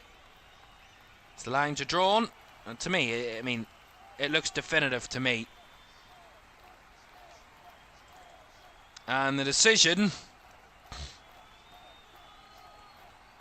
is offside, so no goal. And it remains 1-0 to West Ham. Who knows? It looked too good to be true. They get away with 1, Wolves, because that was a really well worked move. And if Kudus had just held his run for a slight second longer, it would have been good, but not in the end, as Wolves making changes, and Jørgen Strand Larsen is coming off. That's one of those coming off. I think it's a double change for Wolves. So Gonzalo Guedes is coming on, and Jean-Rickner Bellegarde is coming on as well. So Strand Larsen and Andre have both come off, and Bellegarde and Guedes have come on, and West Ham are going to make a change in a moment as Lucas Paquetá gets himself ready on the sidelines. So some changes for Wolves that might inspire them now, considering they saw that second goal from West Ham ruled out by VAR for offside, rightfully so. But that might inspire something in Wolves, or could it spur West Ham on to go and get a second? Once again, Wan-Bissaka stepped into trouble, but did just about enough to get it back to Mavropanos. Kilman. Emerson. Down the left-hand side of Somerville into Soler. Now Alvarez, and Somerville's brought down again. And I think João Gomez is going to get himself a yellow. And rightfully so once again. It's just a really poor challenge. A mistimed one, but really quite poor from João Gomez. And that's his 5th yellow card of the season, which means he will miss the next game. And that is a game against Ipswich for Wolves.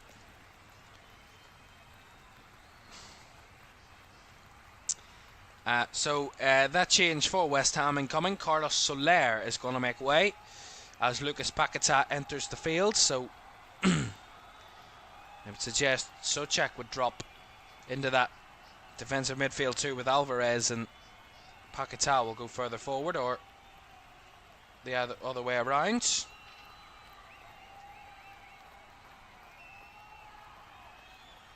Emerson will take this free kick for West Ham.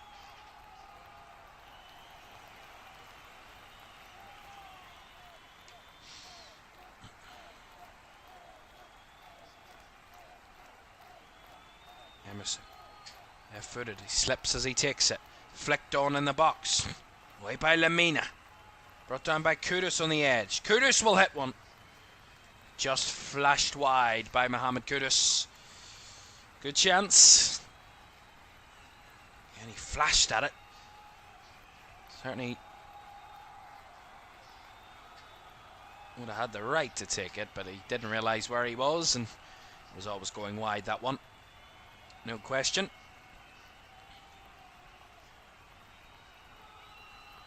Still at 1-0 though. So that second goal disallowed. As I said, it could just give Wolves that little spark to kind of get back into the game.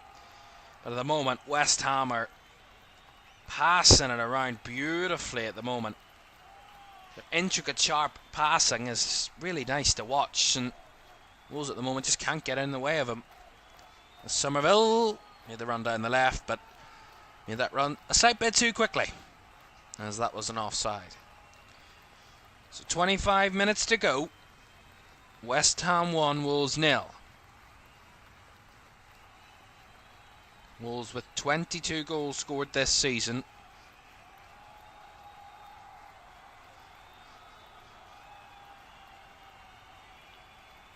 And it's actually the only game that they have failed to score in since August. Was that 4-0 defeat of Everton. They have scored in every other game in the Premier League this season, Wolves. Win, lose or draw, dating back to their very first game of the season when they lost 2-0 away at Arsenal. So more often than not, Wolves do find a goal in a game, whether they're winning or losing or even drawing a game. Semedo spun the ball out to Ait-Nouri on the left. Flicks it forward. Cunha to whip it in. Bellegarde with his hits, but over the bar it goes.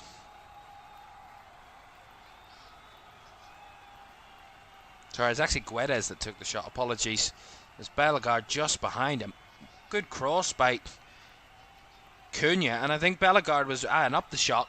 If Guedes had left it, Cunha maybe could have found it through to Bellegarde, and Bellegarde could have a clean strike at it, but Guedes off balance. Saw it fly over the bar from his efforts.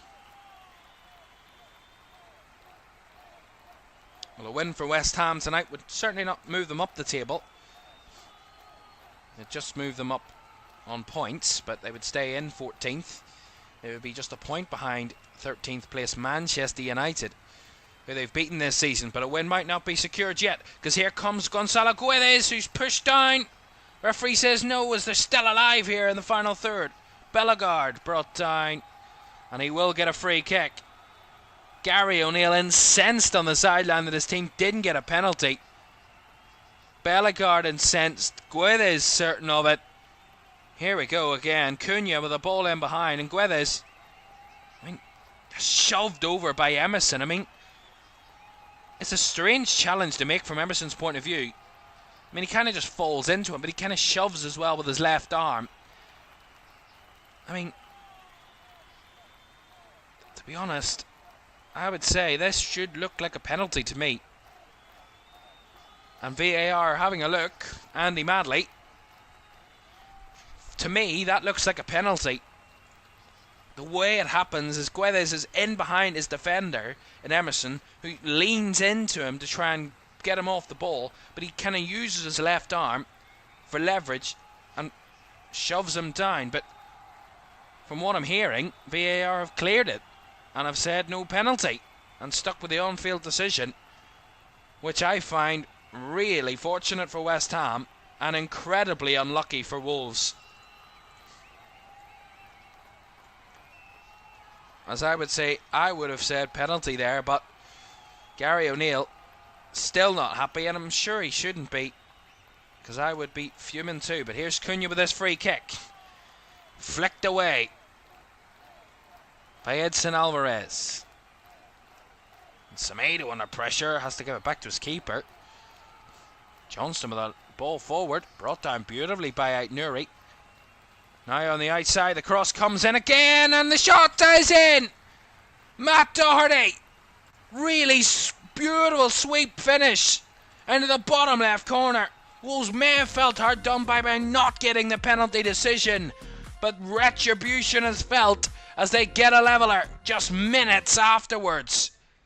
Gary O'Neill's team, who could have been 2-0 down and dead and buried in this game. That goal disallowed for West Ham. Wolves denied a penalty by VAR. But this threat from the left-hand side a few moments ago could have caused problems, and this time it does. Good ball by Guedes. A cross by, I think it might be Ait-Nouri on the left-hand side. It is. Ait-Nouri on the overlap. Lovely chip, left foot across. Just dips at the right time for Matt Doherty. And sweeping onto it with his left boot. And just finds the bottom left corner. No chance for Fabianski. And Gary O'Neill maybe feels a bit of retribution for his team. West Ham 1, Wolves 1. And now, what happens next? Back on terms. With 20 minutes to go. Is there a winner on the cards? I said when that second goal from West Ham was disallowed just 7 minutes ago, I said, could that fire Wolves up? Could it get them back in the game? Could it inspire a response? It seems like it has. They almost got a penalty, and then straight afterwards they find that equalising goal.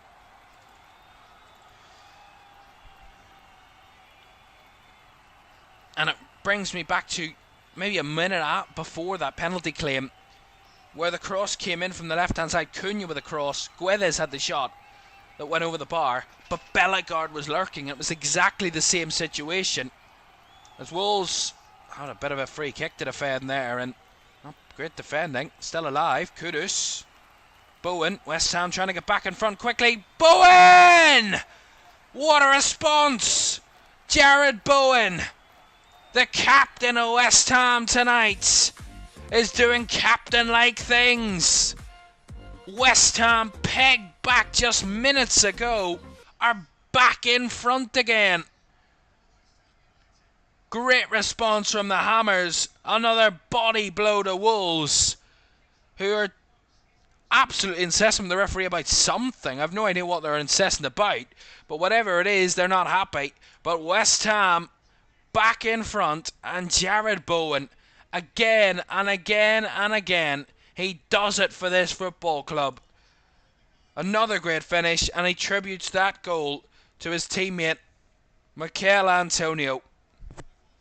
Again, from the first set piece, I said it wasn't really good defending by Wolves. They didn't get it clear.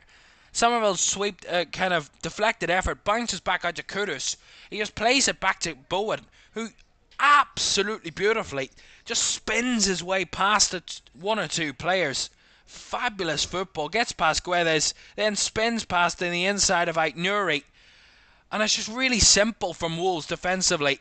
Just really poor defending, but absolutely sensational from Jared Bowen.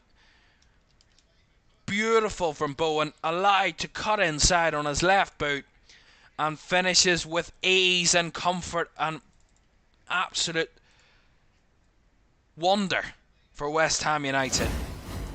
West Ham 2, Wolves 1.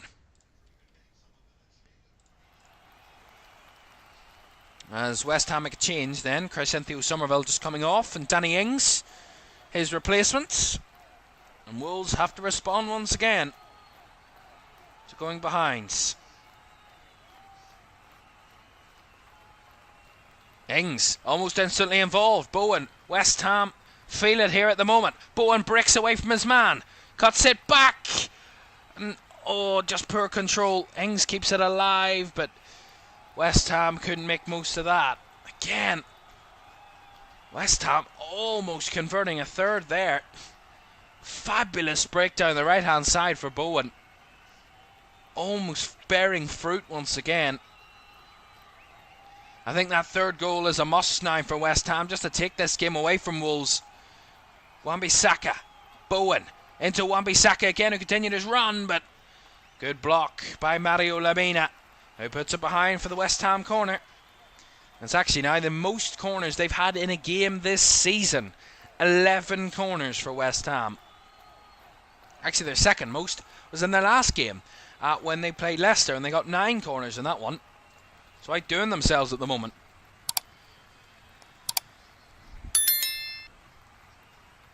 So a corner on the right hand side. The last one found the back of the net for West Ham. Bowen to deliver once again. Right hand side. So check the threat once more. Left footed delivery across the front post as Johnson punches away. Ings with a poor pass, and now Wolves have a 3-on-2. Here's Guedes into Aït-Nouri. Back to Cunha, couldn't find it. Still alive though, it's bounced back to Aït-Nouri. Cross comes in. Good defending by Mavropanos, and Wan-Bissaka clears his lines. Now Kudus. He goes down and wins West Ham a free kick. That's really smart. And João Gomez is absolutely almost ripping his own shirt off his chest there in anger. That free kick being given against him. Has to watch himself. It's on a yellow card, João Gomez.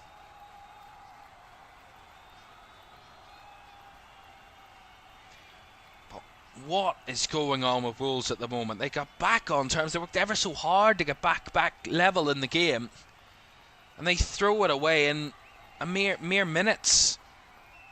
I mean, 3 minutes between the two goals.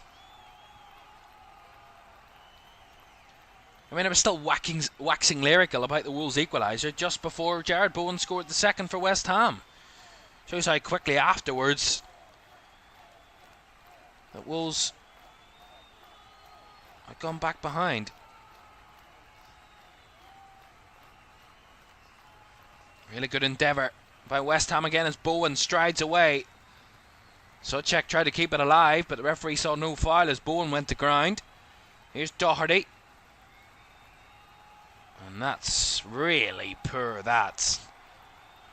Try and find Bellegarde. Try to kind of curl it around his man, and I don't know what that was all about, but whatever it wasn't good.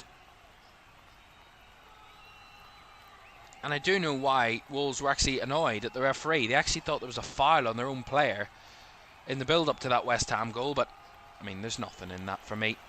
Just really bad defending, in my opinion. And the goal actually comes about 20 seconds after that incident, so if I were Wolves, I wouldn't be complaining too much about that. because the referee, as we know, is not going to take any notion of it and any consideration of it, because it was not a foul. But it is 2-1. And to be fair, I would say West Ham tonight maybe have edged it slightly. It's been an even game in a sense that both teams in the first half just struggled to find the net with the chances they created. They created half of the chances, as I said, 21 shots in that first half alone. To compare that, we've only had 9 shots in the second half. So we had a lot more shots in the first half, but neither side could take them. But I think West Ham, once they got that goal, I think they kind of took a bit of comfort in the game and they settled themselves a bit more. And despite conceding an equaliser, it didn't trouble them, in a sense, for their game plan. As that's really good for Mavropanos to step in. Ings now on the turn, wants to find one in behind for Emerson, but Sam Johnston was quick. As Wolves did make a change there in the last moment. João Gomez did leave the field and has just been replaced by Tommy Doyle, so another change for Wolves further forward. With time to get one, Guedes. Shot from distance there. Fabianski gathered comfortably, but you never know from that distance. Anything could happen. Guedes, ultimately his shot seen easily, comfortably smothered by the West Ham goalkeeper. Well, I've just realised we've just had one team this weekend that have failed to score, and that was Southampton. So every team this weekend that has played has scored, bar the Saints.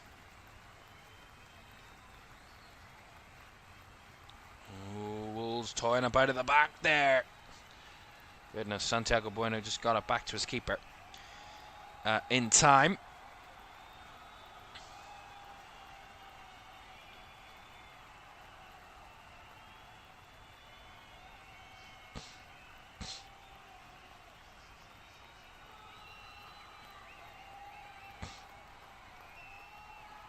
As it stands, with 3 goals being scored in this game, we would have 35 goals this this weekend, in the Premier League on Matchday 15. 35 goals, and that's with a game down as well. So we're averaging around just below 4 goals per game over the weekends.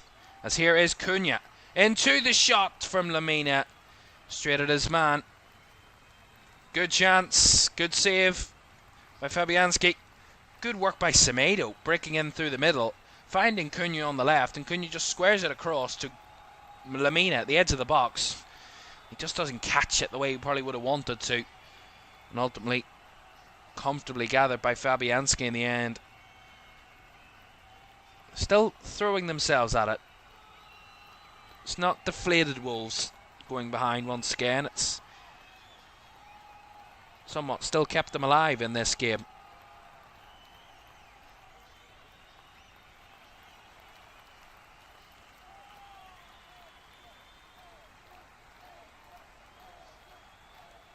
This is a big game, big result needed for both managers at the moment, who are under pressure, as I said.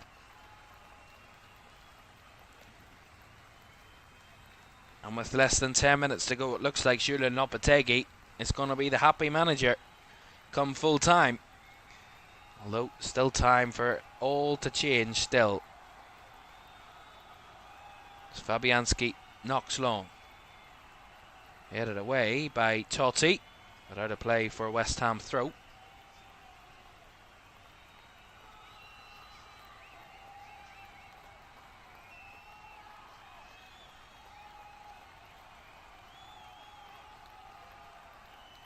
Throw in down the right hand side, flicked on by Souček.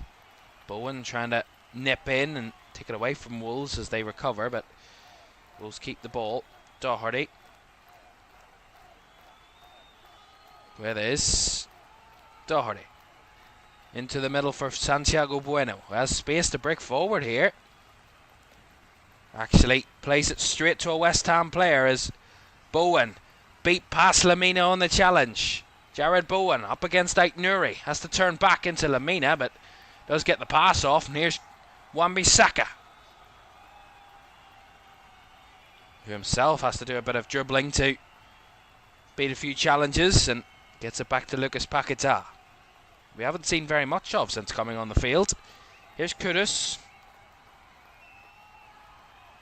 Maybe he hasn't needed to be involved. So far it seems that way anyway. It's Emerson, with a hospital pass back to his defenders. And now Wolves have a clean shot at goal. Here's Bellegarde breaking through. Couldn't get past Mavropanos the first time. Still alive as it comes into the box. And it's passed back to Toyle, who absolutely skies that one. That's dreadful. Again, almost gifted a goal, our Wolves. Dreadful pass back by Emerson to his defence. Alvarez tries to step in, loses the ball. Bellegarde runs at his defender, gets it into the box, and the ball curled back by Cunha into the path of Tommy Doyle, and Doyle makes an absolute meal of it. It's dreadful. Well, they are checking for maybe a possible penalty here on Bellegarde. He did go down, Bellegarde, to be fair. Yeah, he was kind of stumped on there by Mavropanos. Is that a penalty?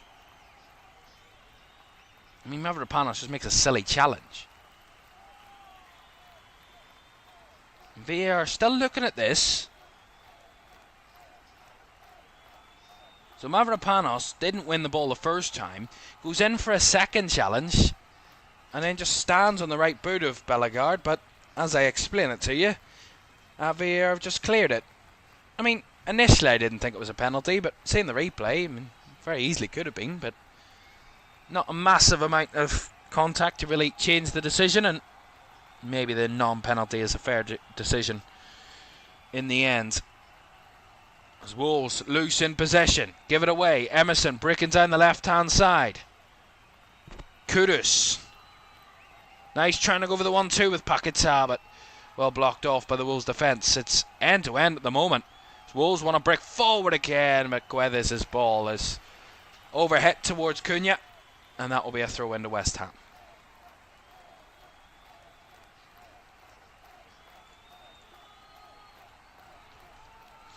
Actually going to make another change here, Wolves. Rodrigo Gomez is going to be coming on. And Ryan Aitnuri is going to be the one coming off in a moment.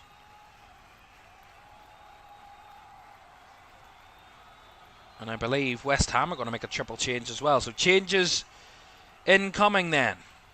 So first, I have Ryan Aitnuri will leave the field and be replaced by Rodrigo Gomez for Wolves. That's their only change.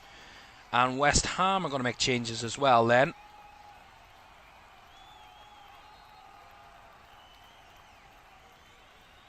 So there's 3 awaiting on the sidelines. They're not going to make them just yet, so we will tell you about those when they're made. Just the one Wolves change for the moment, with less than 5 minutes to go of the normal time.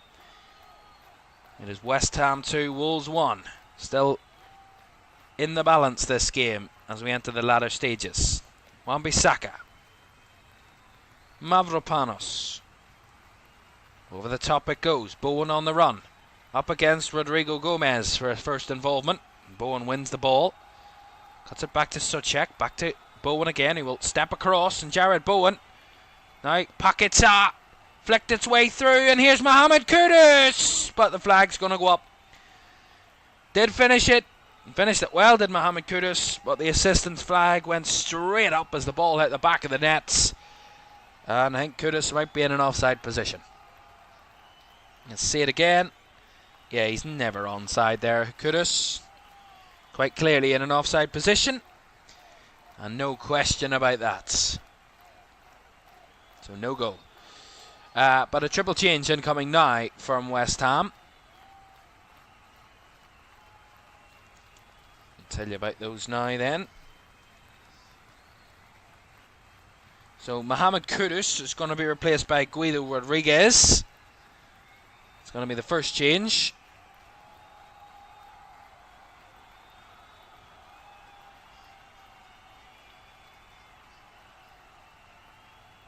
Second substitution is going to see Edson Alvarez, and is going to be replaced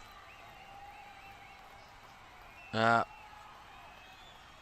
Jean-Claude Todibo.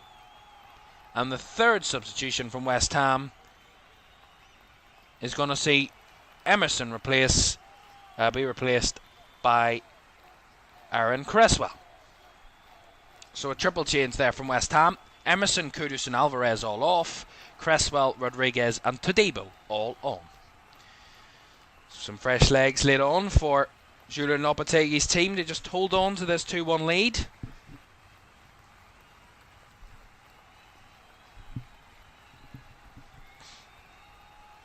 Wan-Bissaka trying to win the ball back there, gives away the free kick. Well, it's not done and dusted just yet as Wolves go quick with this free kick, and Doherty try to control it at the back post, but that one will roll behind for a goal kick.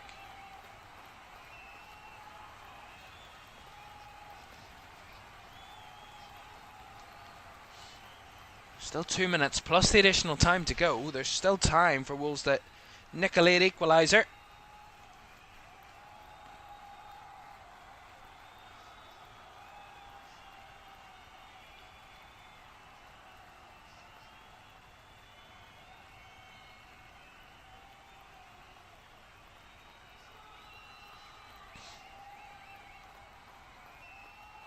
We talk about Brentford being the entertainers in terms of their home games, having lots of goals. Well, Wolves are actually the Premier League's entertainers because they concede a lot of goals and score quite a few. 61 goals in their games so far this season. So in every Wolves game, they're averaging around about 4 goals a game this season, if it stays as it is. That's scored and conceded, that is. Lots of goals. Now, to be fair, a lot of those are actually big thumpings for Wolves that brings up that goal margin, but still counts.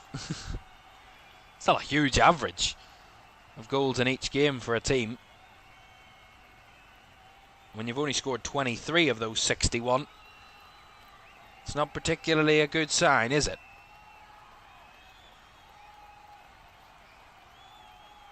Cunha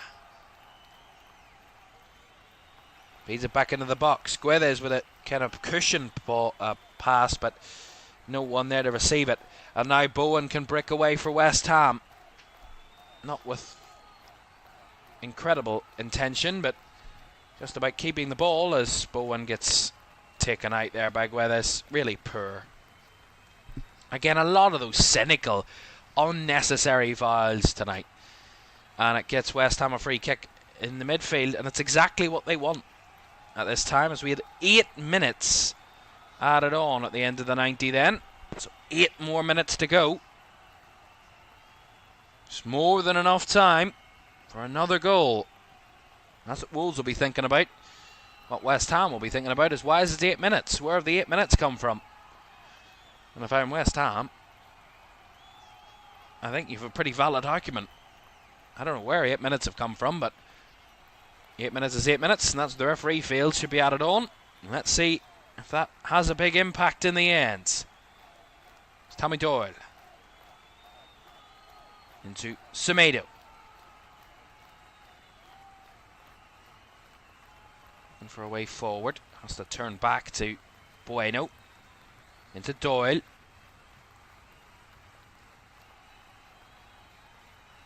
Wolves ever so slightly trying to edge forward, but West Ham showing no way of breaking through, and that's just really poor. Again, it's just been tonight. Wolves at times, I have to be honest, they've been good. They've offered good opportunities, they've played good football, but one problem is that they're just not consistent enough throughout the 90 minutes. But one thing they do love to do is score in added time late in games. They have the joint second most goals in the 90 minutes plus this season. 3 goals in 90 minutes plus this season to Wolves. So certainly not done and dusted just yet. I don't know how many of those goals, of those 3, are actually important, game-changing, resulting goals, but wouldn't say there's many.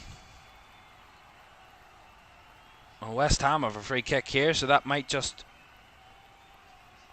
put the Wolves' hopes to bed if they were to make something of this with Aaron Cresswell. Delivery with the left foot into the box, and Souček with a header. Deflected, or kind of flicked wide by Souček.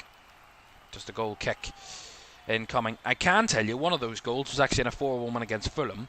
95th minute was a 4th goal, so they were well clear in that one. One of those late goals. Another, I might be going for a while here. Another was actually a big goal that got them a 2-2 draw on the road. It was actually Mateus Cunha in the 93rd minute when they were 2-0 down away at Brighton, and he got a 93rd minute equaliser to get them a 2-2 draw out of that one, did Wolves. So at least one of their late goals count for something.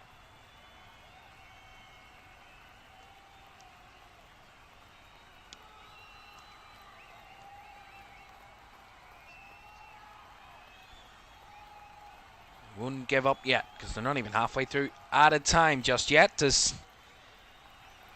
I think the West Ham keeper might have been given a yellow card there for wasting time. As the free kick taken, again Wolves get the first header and the second. Play it straight into West Ham play. As here is Bowen. Into the final third, into the box he comes, does Bowen. Again charged down, and Ings has the ball stolen away from him. But again, the ball forward from Wolves is just about wasteful. And Todibo will just usher that one out for a West Ham throw. Lukasz Fabianski, by the way, did get a yellow card for time wasting there. So a second yellow card for the season for the West Ham goalkeeper.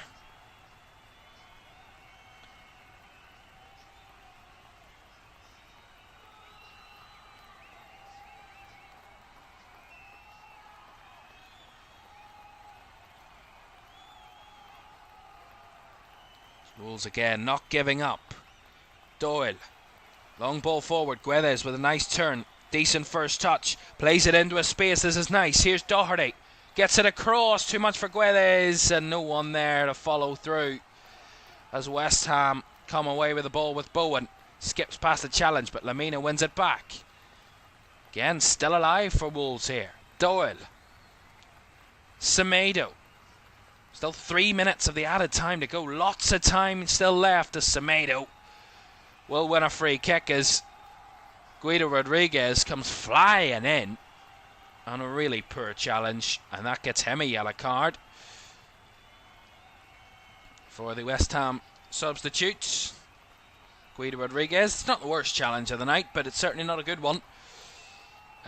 Against Nelson Semedo, he has full control of the ball, and Guido Rodriguez comes flying in. It's just not a great challenge at all.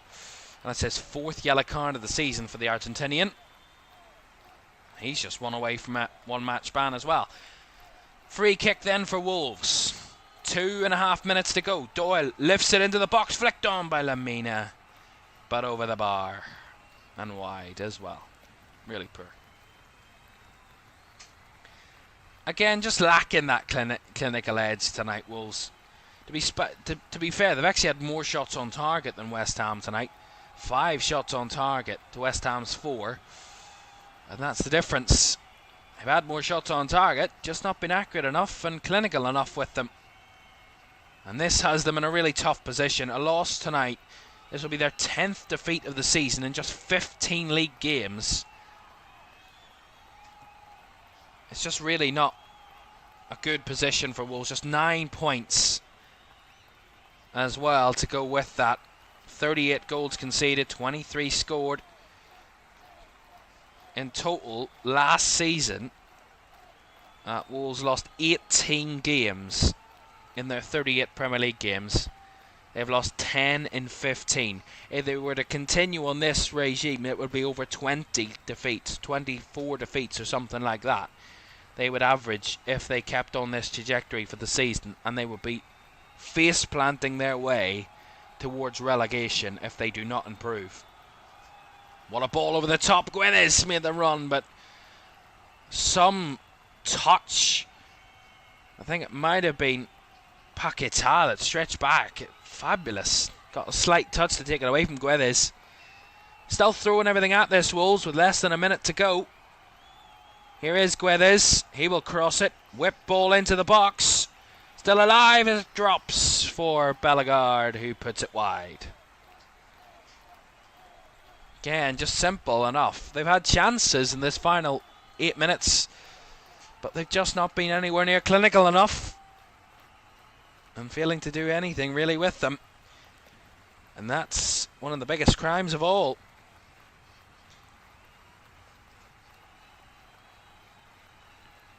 From a West Ham point of view, it's not the most convincing, but a win's a win, especially in the position that Julian Lopetegui's found himself so far this season. It's their 5th win of the season, it will be. I mean, they have a 33% win rate after this game if they do hold on for the victory, which it looks like they will, and they have a bit of time to maybe add to it as Lucas Paquetá shoots well charged down. We've passed the 8 minutes. Is there time for one last chance for Wolves? Tommy Doyle carries it forward. The referee not interested in his watch at the moment as West Ham head that one clear. Doyle brings it down again. West Ham desperate to finish this game.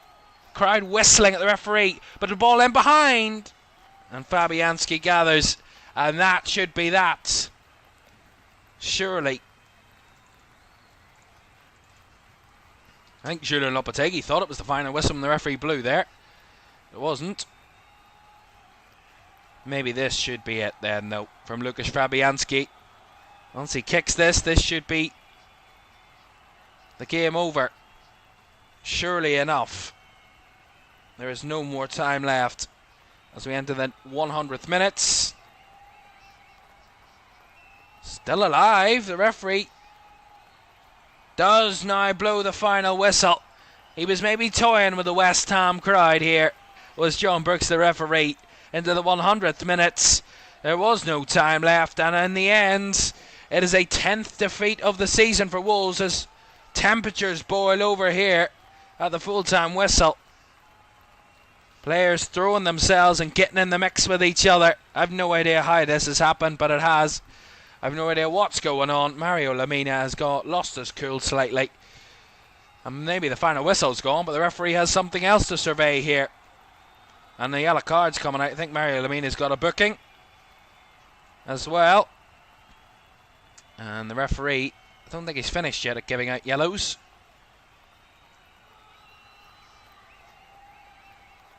As he's trying to calm his player down is Gary O'Neill.